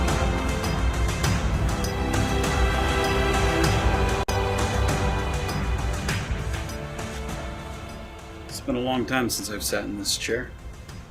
The both of us. Sorry, I'm back Computer now. was salvaged from the Constar okay. B after she was disassembled. And you kept all this from Starfleet? Some people build model planes, others starships. Not bad. I'm initializing the power relays to the memory core. Wait a minute, is he a hologram? Right now. No, he's got a holographic leg. Hey, Manny, how's it going down there? Like blood from a turnip. You'll get your power. Just get a prosthetic. Blood from a turnip. Ship systems are a go. Minimal status. Oh man, they specifically really got that Hannibal you are Lecter in here looking for sure. John, I think Young will mind if you take his station. All right. I felt bad for Sean. That whole day he was in that straitjacket. Like, he got out of it a couple times, but he pretty much spent the day in the straitjacket. Could not have been comfortable. I mean, that's what if I was it a didn't rogue look- set, that's what they'd have to do with me.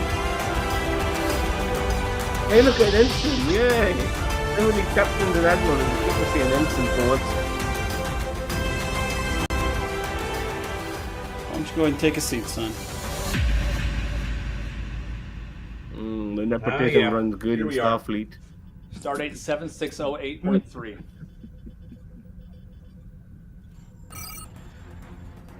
This is Captain Zine of the USS Armitage. While investigating a spatial anomaly, several of my crew members have started to experience living hallucinations. They've been repeating, "We don't sleep." They've carved it on the walls, and they've even carved it into their own flesh. Yummy. We're trying to understand what this means. Things have only gotten worse since we've been pulled here into fluidic space by the Undine. We're trapped here for now. Yeah, the Undine, that's species 8472. Behind the hallucinations.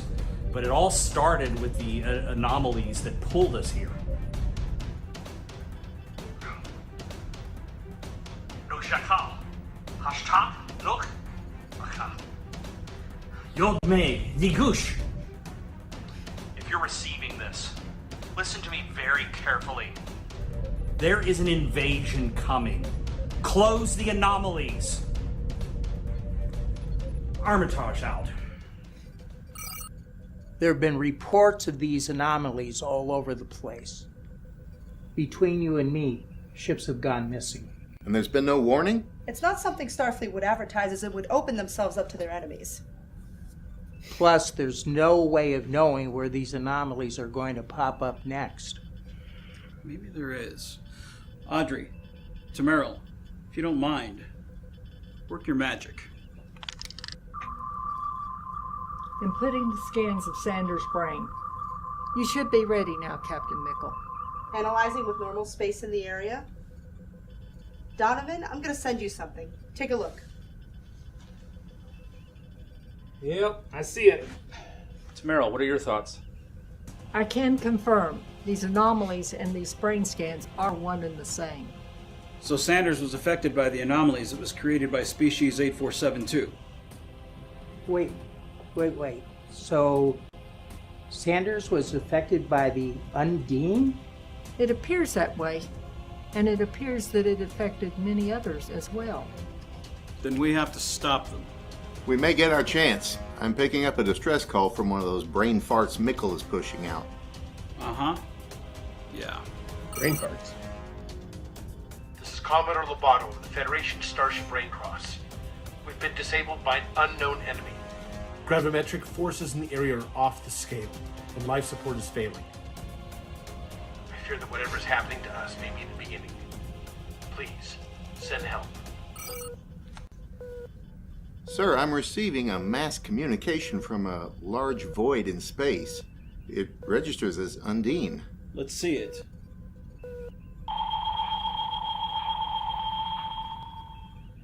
To the members of the Federation, I have long stood by you as one of your own. For so many years, I held my head up high as a member of Starfleet's elite. shaping the course of Federation history. That ends now. My name is Vandenboss. Since the day I was born, in the future, in a future, 363 years from now, on a rundown station orbiting New Kittimer. Imagine my surprise when I found out that the Galactic Union keeping me from... Well, I guess it doesn't matter now. I came back to destroy one key figure in history. But fate didn't have it that day.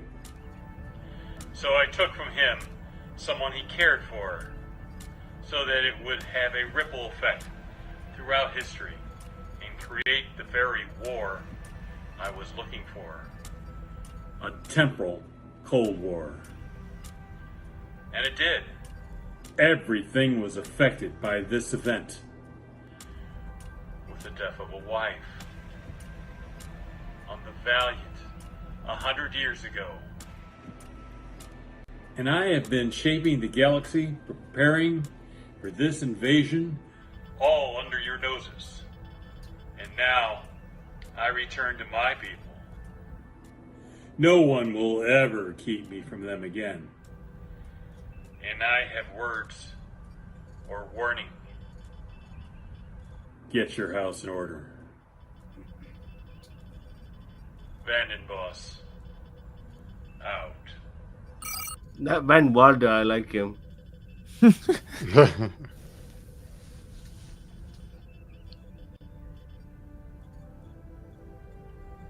Some people go their whole life without finding their purpose. Mine was simple. This whole Constar Chronicle was about family. Now,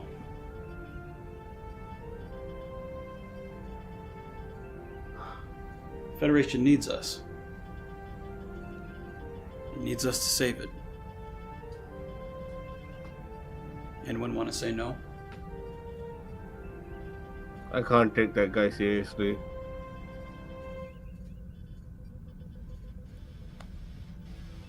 Stations.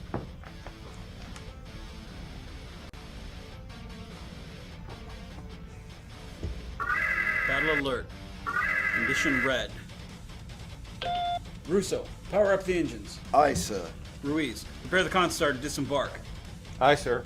Mikkel, keep scanning the area. I want to know exactly what we're going into. I'm on it. Lee, let the Raincross know they're not alone. Sending hugs and kisses now. We all have our time to shine. This is yours. Do you trust me? I always trust you. Take the weapons.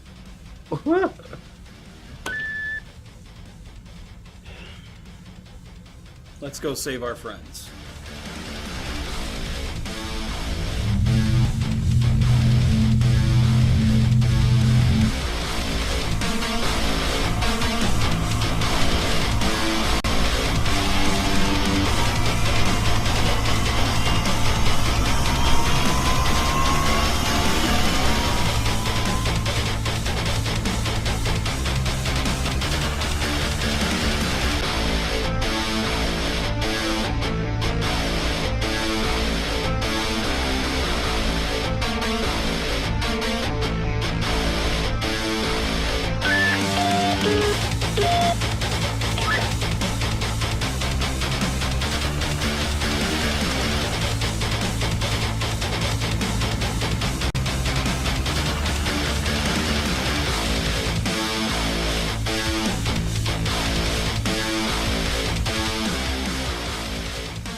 Open the comms. Comms open. This is Captain Menard of the USS Constar. You are trespassing in our space and threatening our way of life. I urge you, consider your actions and stop your incursion. We will not hesitate to defend ourselves against your aggression. The choice is yours. Scanners are lighting up like a Christmas tree. Then they leave us no choice. Warp engines online. Power systems are as full as they're going to get. Let's go. Look at that thing move. I like the design of that ship. That does look lovely.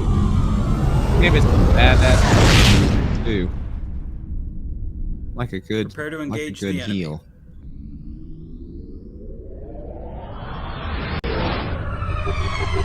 Oh wow.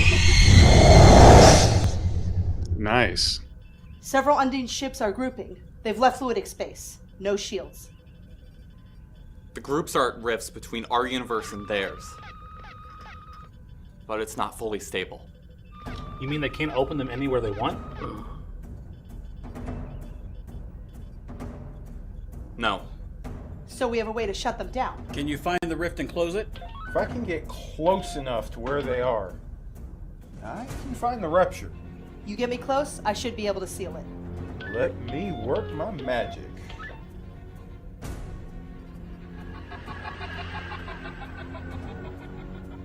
Anyone look out a window? I don't think they're gonna let us pass. Mr. Ruiz, get us behind them. Kinky. I like that.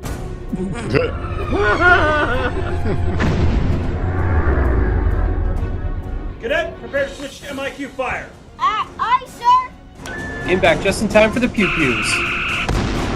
Whoa. First wave of Undine ships compromised. Good. Repeat my hail on a ceasefire and give them the chance to end this. As we blow them up.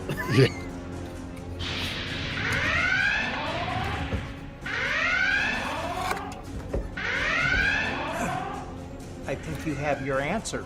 Very astute. I see how you made Admiral. Weapons are getting low. Secondary weapons are now coming online. We may be cutting through them like butter, but we're taking serious damage. If you only have bad news for me. There's escape pods out there. How do you know this? I'm crazy. I can feel it. Mitchell, scan for escape pods and prepare to beam survivors. Oh no, Tamara, copyright. Get down to sickbay and prepare for casualties. Aye, sir.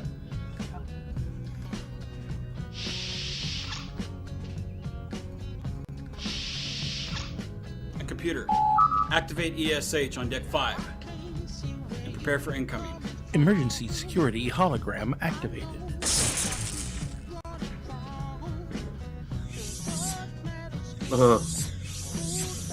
Please state the nature of the security threat.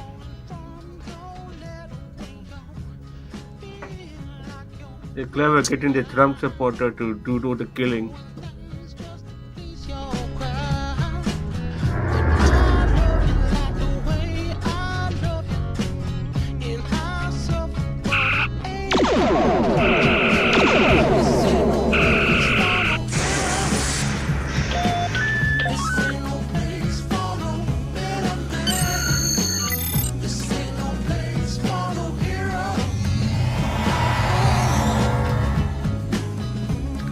Hey!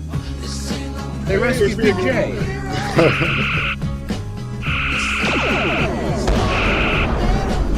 Ruiz, get us in there. Nickel, keep scanning.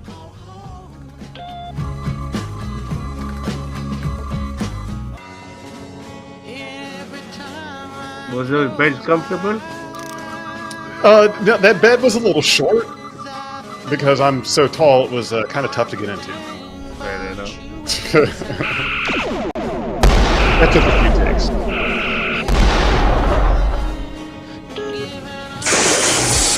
This is where they blew their budget.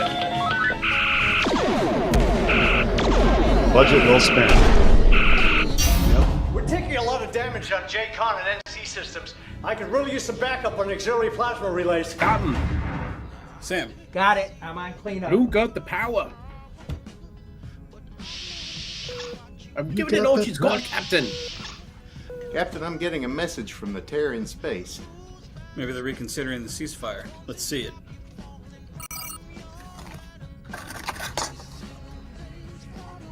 This is Janessa Mitchell.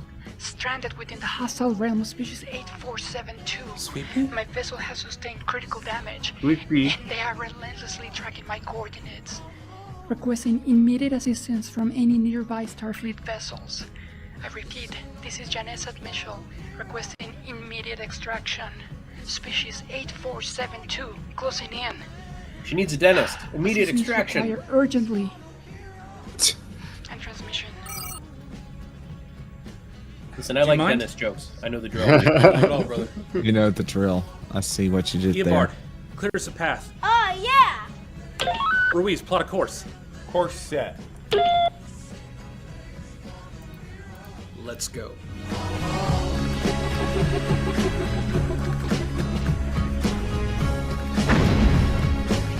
Listen, I just want the Constar to drift.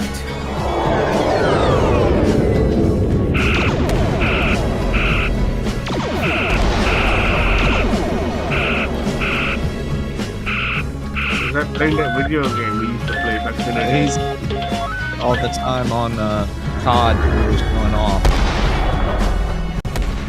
Oh, it's the 4th of July.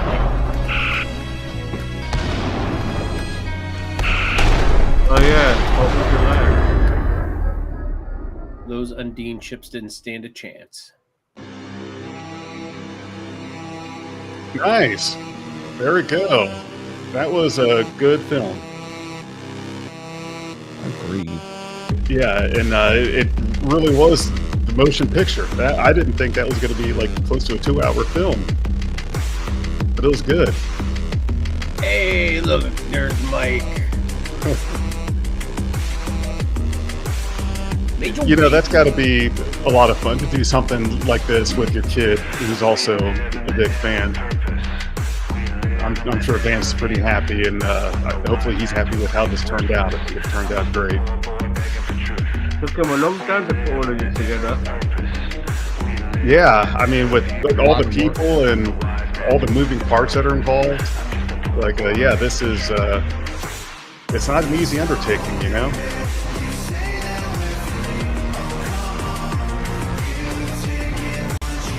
I like the tributes to Steve also. Yes. I was surprised Tyler was in this. Who? Tyler. Oh, Tyler.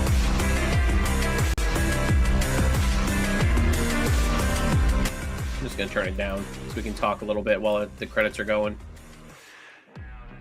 I mean, yeah, I am surprised Tyler wasn't in it, but I mean, at the same time, Tyler's kind of more Avalon specific. I don't think I've really seen him in very many of Vance's projects. I just think Josh in it. I just thought maybe Tyler might be in it. Well, speaking of so what Josh, did you guys think of it? Hopefully Josh is going to be joining us soon here, because Josh did say he would be coming in after the film finished. I'll go first. I thought it was very good. It was definitely a labor of love. It was definitely geared towards Vance and his son, and it was a good project for them to do together. Vance sharing his passion with his son, and obviously his son, kind of jumping in there, jumping in there with him, and so it seemed like they had a really great time. Yeah, they did. I could tell when we were on set, when Royce was there on the sets, looking around. It looked like he was really enjoying himself, and that was a lot of fun to see.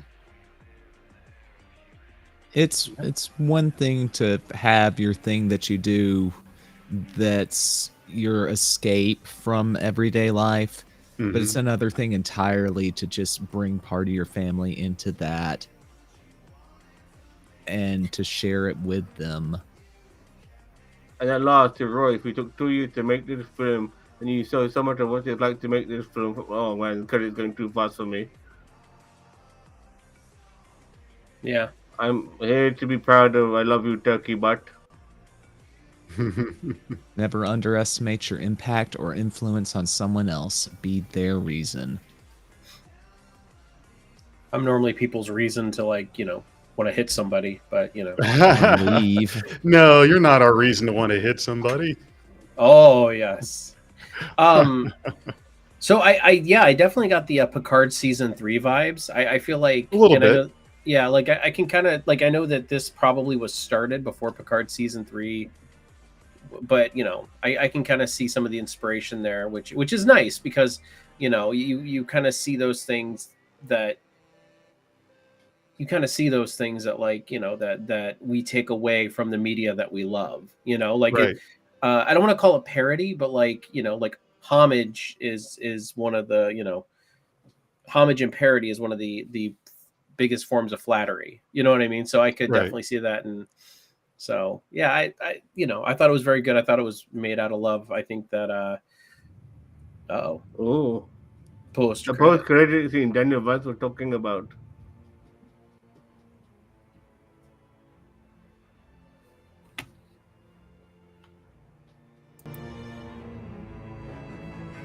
well, it looks like that looks very 32nd century ship. I don't know if you guys noticed that. It did, yeah. Setting up for the sequel, maybe? Constar, the motion picture. The motion picture. Yeah.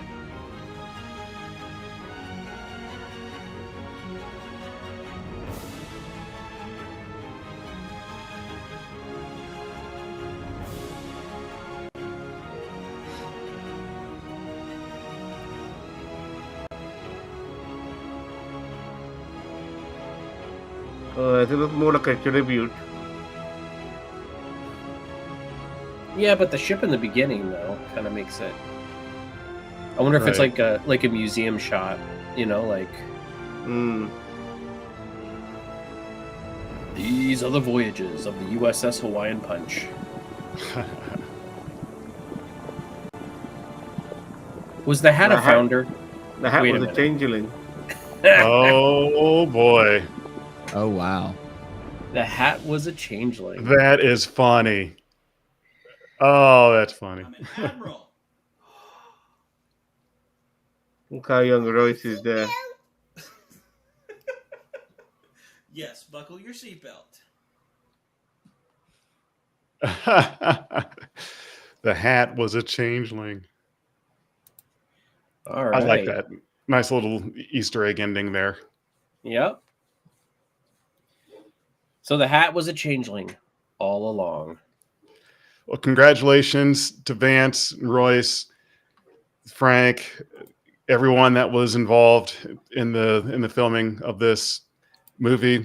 Very good film. Something I think I'll definitely watch again, see what I might have missed the first time through.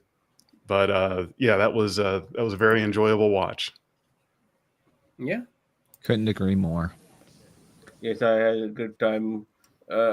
Unfortunately, being in a different time zone, it did have a little effect on me, but I managed to recover and catch that amazing ending, which was a great payoff for a good film. It was. It definitely was. Yeah, they roped in the Undine, which is kind of something that we haven't seen in. We really haven't. In It's an fan films too underutilized much. threat. I mean, the problem with the Undine is just that they're very. And I'm not saying this about the fan film. I'm just saying in general with the Undine. Like I played Armada 2, which heavily features the Undine. Star Trek Online. There's no personality there. They need to develop a figurehead personality of the Undine that would be a threat. You know, like, and I honestly I feel like fan films would be a great place to do that. You know, maybe have an Undine maybe. I know that they can shapeshift, so I mean, you might be able to influence or bring that into like a fan film. That would be wonderful. But yeah, I mean, the Undine are a good threat and they're underutilized, but I think there's a reason for that. So I think maybe if we could, fan films moving forward kind of put some emphasis on them, they might be able to be like, CBS is always even though CBS won't matter anymore soon, but CBS and Paramount are always copying fan films. So maybe they'll be like, maybe we can use these Undine for something, and so. I think it's a character that they could probably get, well, a race that can get some something out of. I mean, you can't really, show the Undine themselves. They're very special effects heavy unless you play it as, the person character playing them is secretly an Undine agent or something like that. Yeah, I mean, because there was that episode of Voyager where there was like a whole station of Undine masked as humans, and for fan films, I can see them going that route only because too many, you don't want too much in you can't do too much with prosthetics and CG and stuff like that in fan films. I would rather that go, but definitely making some kind of Undine threat would be, and I think honestly the person to do it would be, I mean, Vance is very creative when it comes to his villainous roles, so I think that would be something that, if he ever decided to do a sequel to the motion picture or something else, I think that would be a really good thing for him to look into. Maybe, the Revenge of the Undine, the Wrath of the Undine. There we go. The motion picture and then the Wrath of the Undine. Yeah. That's a good idea. Cheeto's going to plan out phase 1 of Constar universe. Oh God, no! I mean, look, I'm okay in the planning stages. I can't act worth nothing. So, I just want to comment on Vance's performance because, playing Eric Menard and Miller Menard, and then playing this version of Menard, you really felt the combination of the Menards was in that performance, and the way he spoke very subtly, like was Mira Menard, but there's a humanity. There was a level of like a humanity in him, which made him feel like regular Menard, and so it was a good performance. Yeah, and the whole, I definitely saw the rolling of all the Menards into one. Like you did see moments of, and you did see moments, I think, of the Phantom in there. Just kind of like some of that deadpan, like I'm trying all to think of business. Yeah, like all business, like So, yeah. I thought it was. I thought performances all around were good. I thought the camaraderie was really good. It definitely gave me that Picard season 3 vibe, which is what you wanted from something like this. I think that's kind of what the actual motion picture in Star Trek was missing. Like I know that it was the 70s and it was a different time in cinema, but still, I think it was very. I have a gripe, if I'm allowed to have one. Absolutely. We critique as much as we can. I mean, and Vance is one who knows that critiquing is all a part of the process. Too many high officers. Everybody was a bloody admiral, a captain. Like, where are the ensigns and where are the everybody wants to be a top guy. This is why I give Zam a lot of credit, because when he got involved in this, he never wanted to be a captain and stuff like that. He wanted to be the voice of the computer, and he wanted to be a villain, because cool. But nobody wants to play an ensign. Nobody wants to play a lieutenant. They just want to be bloody captain and admiral. Right. But I think here's what I think though. I think a lot of people in this were all like already, like they're all his like captain conglomerate. Like a lot of them were, like they were already captains. Like, I mean, look at Picard season 3. Let's go back to that. Geordi LaForge was a Commodore. Riker was a captain. Picard obviously was an admiral. Like, like everybody, I think Worf had been Worf was captain. Worf was captain. So everybody ranks up. I mean, and a lot of those people seem like they were in the twilight of their careers. It wasn't just like, hey, this is our ship and this is our, like, if it was just like an episode of Constar on the Constar, then yes. But it seemed like it was a conglomerate of people coming together on, on the Constar C. So I get where you're getting at with that, Zam, because as I said, I mean, the role that I played in Harris's films that was cast for me, I would love to be like a lieutenant commander in engineering or in ops. You know what I mean? Like that, if I were to cast myself, that's where I would put myself. But, that's kind of, and I mean, we got Major Rage, who is the ever vigilant Klingon. Dude, you have got to call me chatty human every single time you address me. That's only when you go long-winded. Like that, like I just did. Yeah, great performance there. Major Rage, Lexing your thank you. character. That was a lot of fun. Guys, I am sorry to have to dip out, but I've got an early morning with work.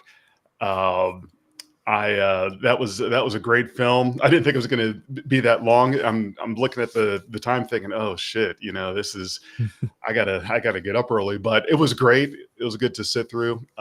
Really happy for everyone involved with the film. It was really good, and thanks to you guys on NerdTube for having me on to do a watch party with you guys. So it was a lot of fun. It was good. Thank you. All right. Oh, you're welcome. It's good to see you again, Jefferson. Yes, always a pleasure. It's good to you've been a good little boy, and I'm very happy for you. Merry Christmas. I will. Merry Christmas. All right, I'll talk to you guys later. All right. Have a good night. All right, but I think, guys, that does. I mean, I have not heard from Josh, so I do not know if he's going to be making it. So I think we should just wrap it up. I mean, do we want to give it marks or do we want to let it go? No, I think I'm happy to talk about ups and downs, but the market I think would be an injustice to a labor of love, as you said, and I don't want to tarnish it or anything like that. It's very. I had a good time with this. Even though my part was extremely minuscule. I was just happy to be involved in some capacity. It was really good to see Mage in there as well. So I'm just happy seeing this and being a part of it, and all of that. So yeah, that's all. Honestly, with Mage, it's like I kind of see Mage being like, taking over that, that From role Steve. From Steve. Yeah. Like Huge I really shoes to fill. but Huge you know, shoes. but you know what? And I can see it. As I said, if you want it, that's a different that whether you want it or not, that's a different beast. But it's like, from your performances, Mage, from the couple I've seen, you definitely have the Klingon in you to become like the staple Klingon in this unit, like in this conglomerate of fan film creators. So I definitely see that in your future if you want it. As I said, you may not. You may want to do something else, and that's fine. But I see it. It'd be nice to put on a Starfleet uniform and not get typecast, but I do enjoy playing the Klingons. I just wish my costume was a little more on point. You know what? I think the costume fits. Good enough. Yeah, I think it fits. You can tell what I'm supposed to be. Yeah, I never had any doubt that you were like the first image I saw of you in that. I was like, I said, "Oh, Mage, you're a Klingon." You're Exactly, yeah, and you got the hair and the facial hair and the head of hair to boot it. So, your I mean, you could probably like pull your hair back in a ponytail, put on a uniform, and maybe maybe do. I mean, we've seen Josh be like in 5 different roles or something. Like so. I don't think you would be typecast, but you would definitely be the one people would go to for like, hey, we need a good Klingon. Well, let's talk to Major Rage. Yeah, there's talk of me being in a Studelberg film. Nice. Okay, so apparently Josh is coming. So he said he's coming to join us. So I don't know if do any of you guys need to dip out. I know Zam, it's late for you. Mage, I know you. We got this far. Let's just do it. Okay. Well, we keep it short if you don't mind. Yeah, I already told him that. So any other thoughts on the film from you guys, or behind the scenes? If you guys had any behind the scenes. Well, we needed that wig on Frank. Jesus Christ. Hey, Josh. Hey, how's it going, guys? Lex Luthor, how are we? Doing all right. How about yourself? I'm doing good. We just got done watching this fan film. I don't know. Yeah, some guy made it. I watched it. I watched it too. Mm-hmm. I loved it. For whatever reason, Vance wanted me to come in and kind of represent the production because he tends to be pretty humble guy, so he wanted me to come in here and talk to you guys about all the fun we had making this little movie. All right. Well, Well, the I fun mean, definitely shows. yeah, it definitely. Yeah, we were just talking about the camaraderie between all the characters on screen and on set, and how it felt very Picard season 3. Where everybody was coming together on the old bridge, and just there was definitely some great moments in there. What were some of your takeaways from this film? Well, I mean, yes, absolutely. There was a Picard season 3 influence in what it was, and when we were shooting the scenes on the bridge, he very much was like, "I want this to be, just like the scene in Picard season 3 where they're all walking on the bridge." And so, we didn't have a Technocrane, so we couldn't really shoot it exactly the same way that they did that, but we shot that scene in 6K so that we could pull out, and reveal the entire bridge kind of in a digital way. And all of those scenes with the Constar C on the bridge, in the briefing room with the pizza rolls, and all of that was one day of shooting, which was crazy. And some of us thought we weren't going to get through all of it. The shuttle, all of it. We did it all in one day. The last like 20 minutes of the movie was all one day of filming. And yeah, definitely he wanted a Picard season 3 vibe. My biggest takeaway though is that Vance has not just created like a legacy, pardon the pun, for himself in fan films, but he's really brought so many other people into it. And he's given, I don't even know if it'd be hard for me to even count how many people Vance has brought into fan films. I mean, probably if someone who has brought the most number of people into fan films, he's in the running for it, because he's done like 200 of these, and in so many of them he gave people an opportunity to be in fan films, never done it before. And so a lot of those people that joined him along the way were a part of this. It was a very inclusive fan film, and so many of those people, like a Greg Mitchell, or Frank, coming back, or I mean, just so many of those people went off and they've created their own corner of the fan film space, and then they all just sort of came back and came together again. It was like, it was just a who's who of fan films. You had Leslie in there, you had Jason Spriggs, you had just so I can't even think of all of them. There were so many. Sam Cockings was there. It was just so cool to see all of the different people in there. You had NerdTube in there, for God's sake. We had NerdTube in there. We had Yeah. Mage. I loved seeing him in there. That really made me happy. That scene, I thought it was fantastic. Loved what you did with the Klingon voice. Absolutely thought it was awesome. Of course, we had Tucker Limbaugh. He made an appearance. Oh, yes. Misunderstood. A very misunderstood guy. Yeah. Yeah, so, we were just talking about that with Mage, is about how he's doing a great job with. I've already seen him, I think, in 3 roles as a Klingon now. Like, Mhm.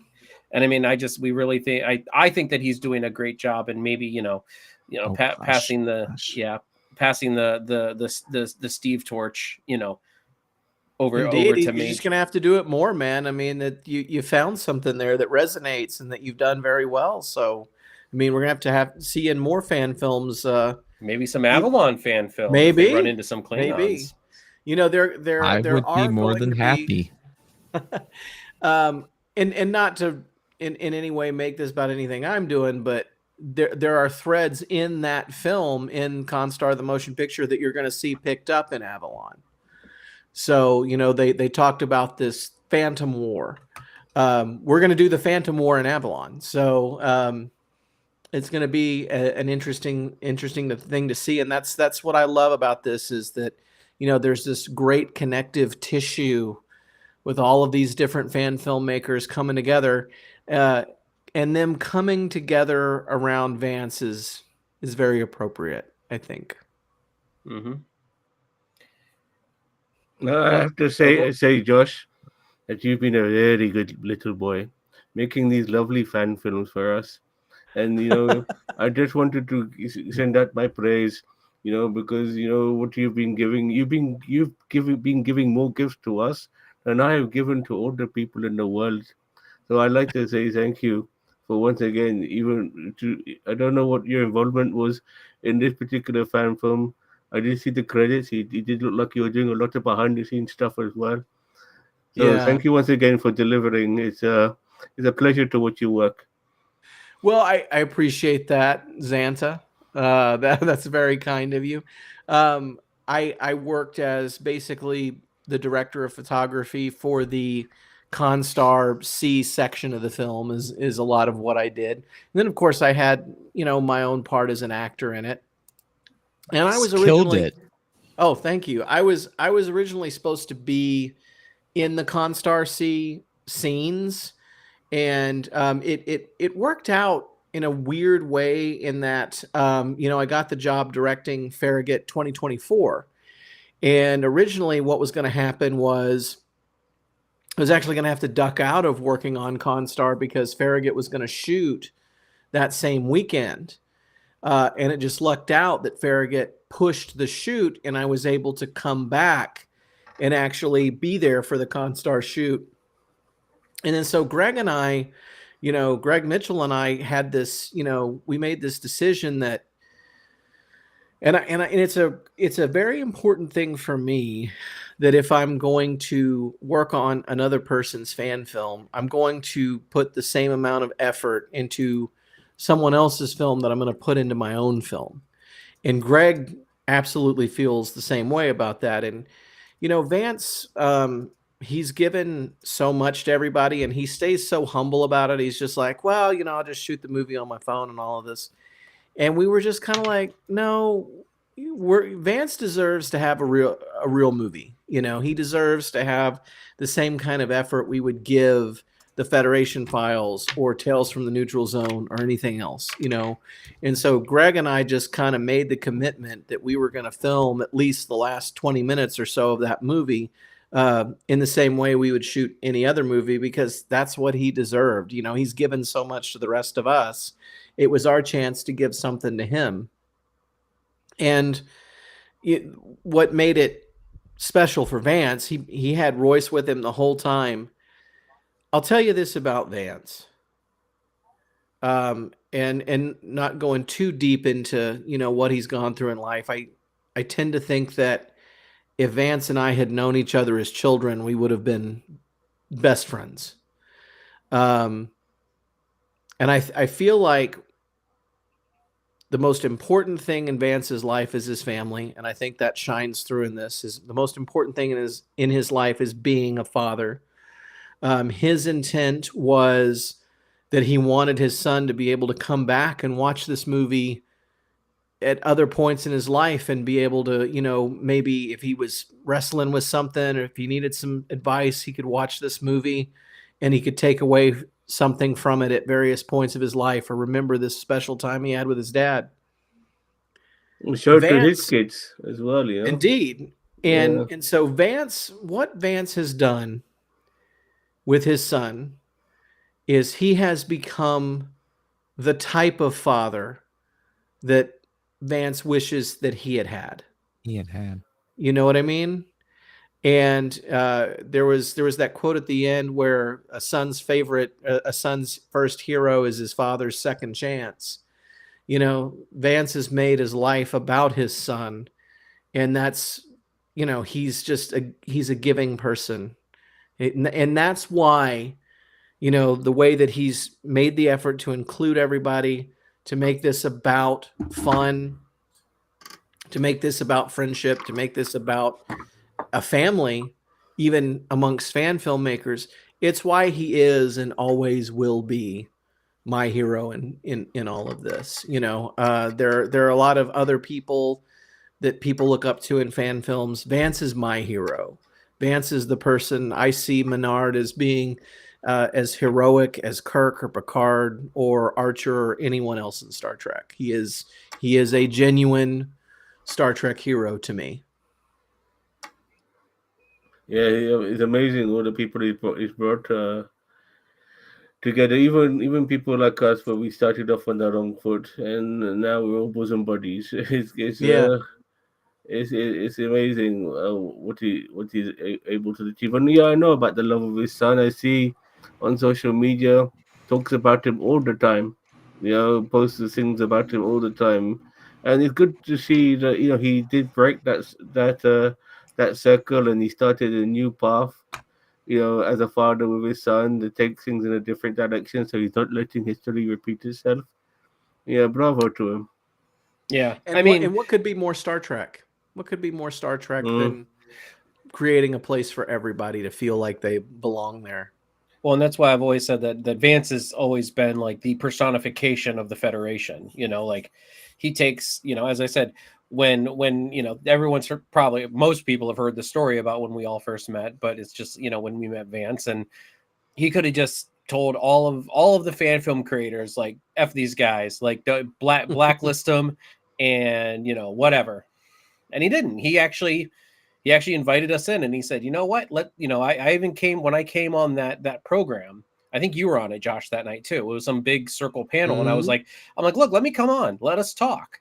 And he's like, he was the only one there who was like, what, let him in, and and that he just, and it blossomed from there. And that's what Vance has always been, for me, that human personification of the Federation. Just unity and bringing people together.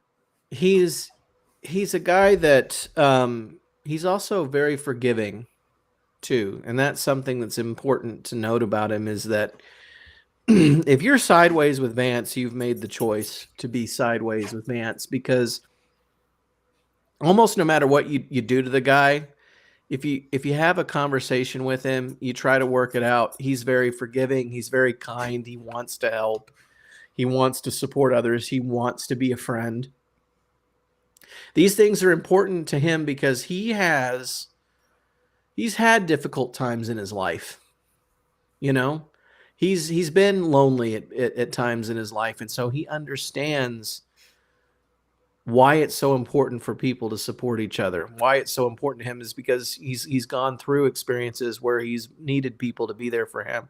And so he chooses to be there for others. And that's just kind of, I can, mainly because he's at work, but I can message Vance at 3 a.m. and say, I'm kind of frustrated about something. And he calls me. He immediately calls me at 3 a.m. He's like, how we doing, brother? I think that even happened like a week ago. I was just kind of mad about something, and I was like, I'm so mad about this. And he called me and, was there to listen. And, so even beyond fan films, he's just a good friend, I don't know that I could accurately assign a value to him in my life.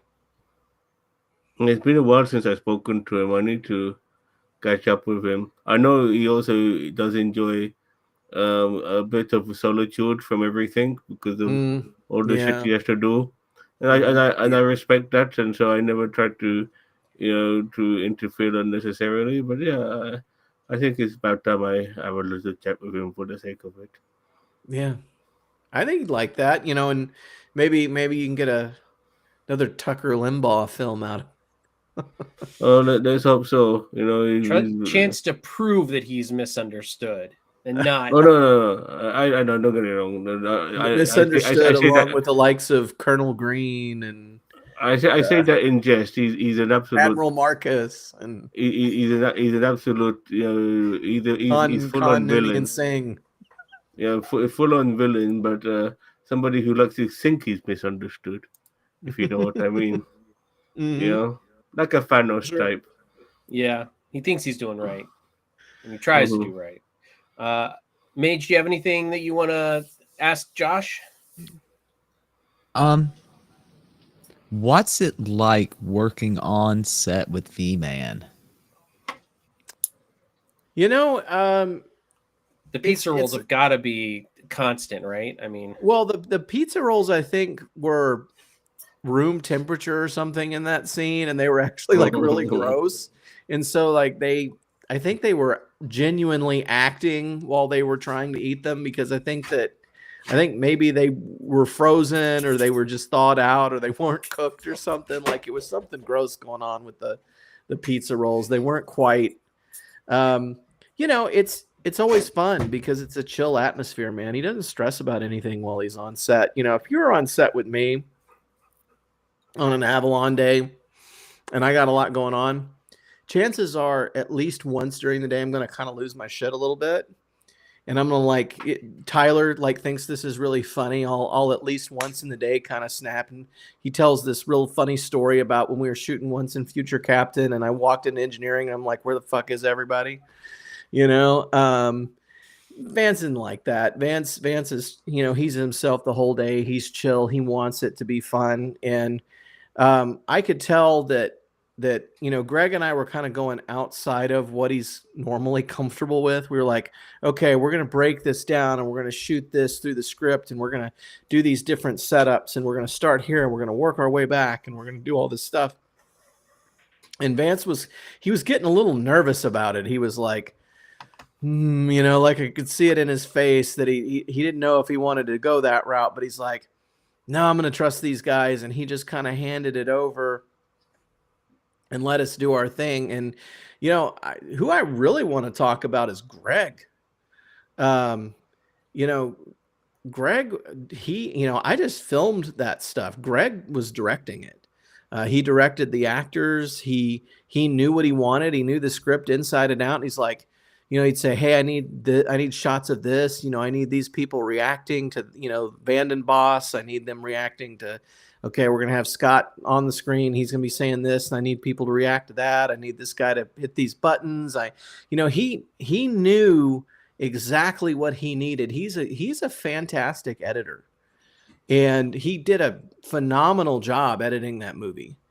And so when he came on set, like start to finish, he knew exactly what he needed. And he was just like, hey, can you get this for me? Sure, we'll set it up. And we got it. And he was also very good with Royce. You know, Greg got in and he coached Royce's acting, and Royce reacted really well to him. And, you know, I know that one of Vance's personal favorite scenes is that scene where Frank's like giving Royce the uniform, you know, the cadet uniform for the first time. And that was all Greg directing that. Like Vance like kept his distance. He was like on the other side of the room just sort of watching us do it. And he's like, no, I'm just going to let Greg do this. And he just chilled out and let Greg direct Royce and Frank and Royce. You know, the scene earlier where they're in Frank's ready room, that's green screen, you know, where Frank's actually in his ready room, but Royce is on a green screen, you know, in Kansas, and that's editing. When they were together in the briefing room later in the film, they were actually together and they had great, you know, just, you know, mentor and mentee, you know, chemistry together. And Royce, he was so cool. You know, he was so chill. You could tell that, you know, that acting was nothing new to him. And Greg really did a good job working with him. Yeah. So, and then, you know, so to answer your question, Vance is just, he's what you see, man. He's chill. He just wants to have a good time. He wants to be with his friends. For me, the powerful thing was I got in that room and I looked around, and there's, you know, Sean Rimmer and Christina Moore, and all of these people. And I'm thinking, you know, I've been friends with so many of these people, you know, Jefferson Kelly, you know, so many of these people in the room, I've been friends with them for a long time, but I never met them. I'd edited films with these people in it, you know, with Christina, with Sean, with Jefferson, and I'd never met them. And I'm looking around going, this is the first time I've ever actually in person met any of these people. This is the first time we've all been together.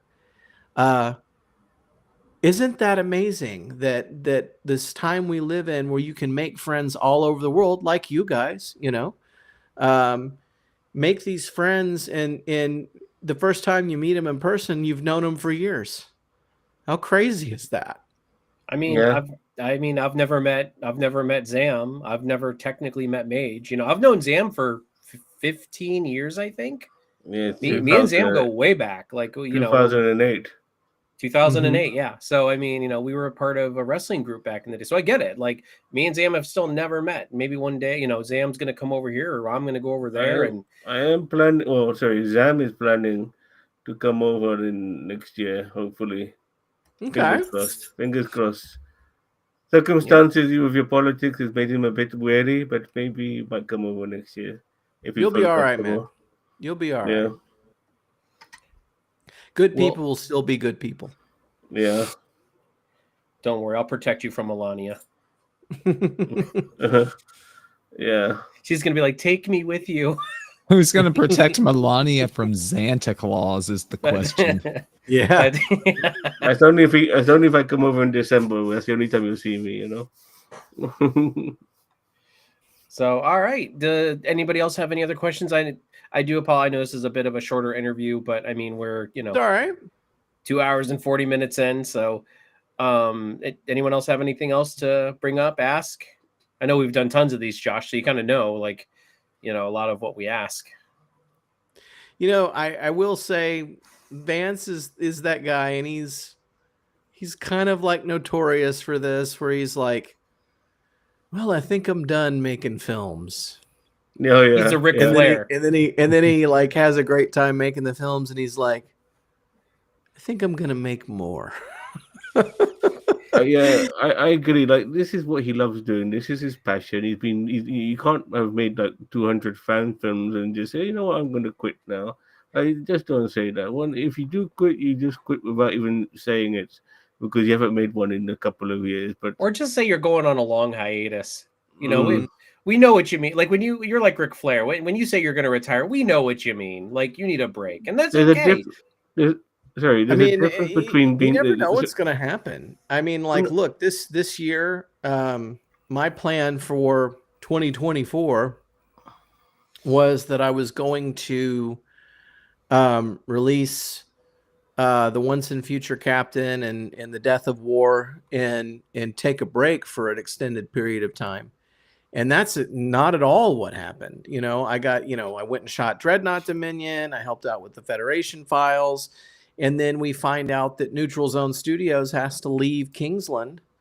And so I went and shot, I don't even know how many Neutral Zone films. It's at a point, and I'm kind of glad if Vance does take a break.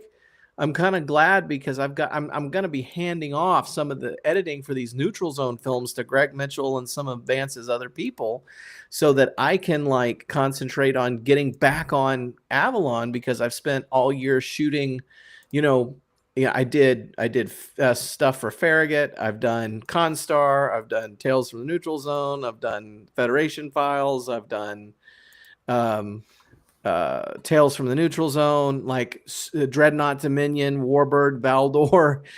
Like I've been shooting so many films this year that I really haven't been editing films. And so it's like, geez, I need to like catch up, so I didn't see that coming for me. And then at some point in the year, and I don't even know when it happened, I was like, well, I'll take a break and decide if I do Avalon again. So at some point in this year, it just hit me what I wanted to do next for Avalon. I was like, no, I've got to do it. I've so got to do it, And so now I have 3 scripts written, so it's like different stories, stuff we've never seen before, stuff that's unrelated to previous stuff, but it's a new direction. And I'm real excited about it. And I tend to think that's how Vance is too.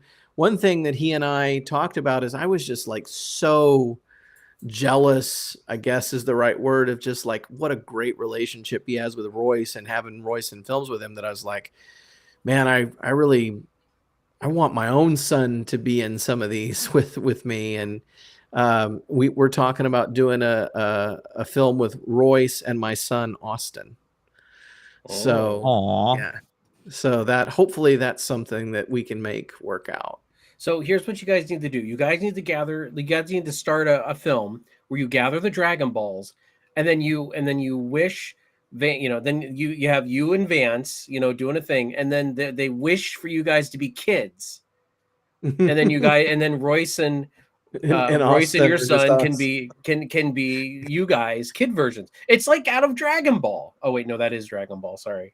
We actually have something we've thought up, and so like you know, keeping track of Constar, of course. Royce's character is Eobard Menard, and of course, you know where the name Eobard comes from. Reverse Flash, my favorite villain. Reverse Flash, my favorite villain. And so, like, he may have a friend named Barry Allenby. Oh God, I did rub my eyes up a little at that one, but fair enough. I think that's great. I think that's hilarious. Yeah, so we'll see how. If his name is Barry Allenby, then you have to make him Indian. You have to make him Indian. You can't be calling Allenby and not make him Indian. He has to be Indian. Well, you've got the character in Avalon named Allenby, who is, you know, our female lead, and so he'll somehow be real. You know, if you watch Crisis, she's the lead character. He'll somehow be related to that character. I think having like an episode with, like, you know, the one episode of TNG, I don't remember the name of it, where Rascals. You know, Rascals, Yes. where some of the guys get turned into kids. You know, I think that would be a great, like, even a short, you know, just like a 5-minute short or something. Well, we're gonna do something. We're gonna do something, and I can tell you that this coming year we're gonna be going up to now. Vance may or may not be. If we're doing the Phantom Wars, he's got to be involved in some way. You'd think. Maybe. We may be going up to Kansas to film, so that's going to be fun. Hey. Heard All it right. here Well, first. What was that? I said you heard it here first. That's right. Heard it here Yeah, first. it's coming. We are the scoopers, the pooper scoopers. Oh, that's what it is. All right. Well, everybody out there in YouTube land, thank you very much for joining us here. Josh, thank you so much for stopping in. I'd also like to thank Jefferson, who sat through the entirety of the motion picture with us, and you know, we did our normal, you know, reaction thing. Mage Santa Claus, thank you so much for also sticking out and being here for so long. I greatly appreciate you guys. And so yeah, with all that being said, please like, share, and subscribe to NerdTube, as well as head over to No Budget Productions. I'll get a link down in the description. I don't think I put it in there yet, but I will get it in there. And Avalon. And obviously an Avalon for Josh Irwin, because we love our Avalon universe as well. But yeah, so we will catch you guys in the next one. And yes, Daniel Vance, that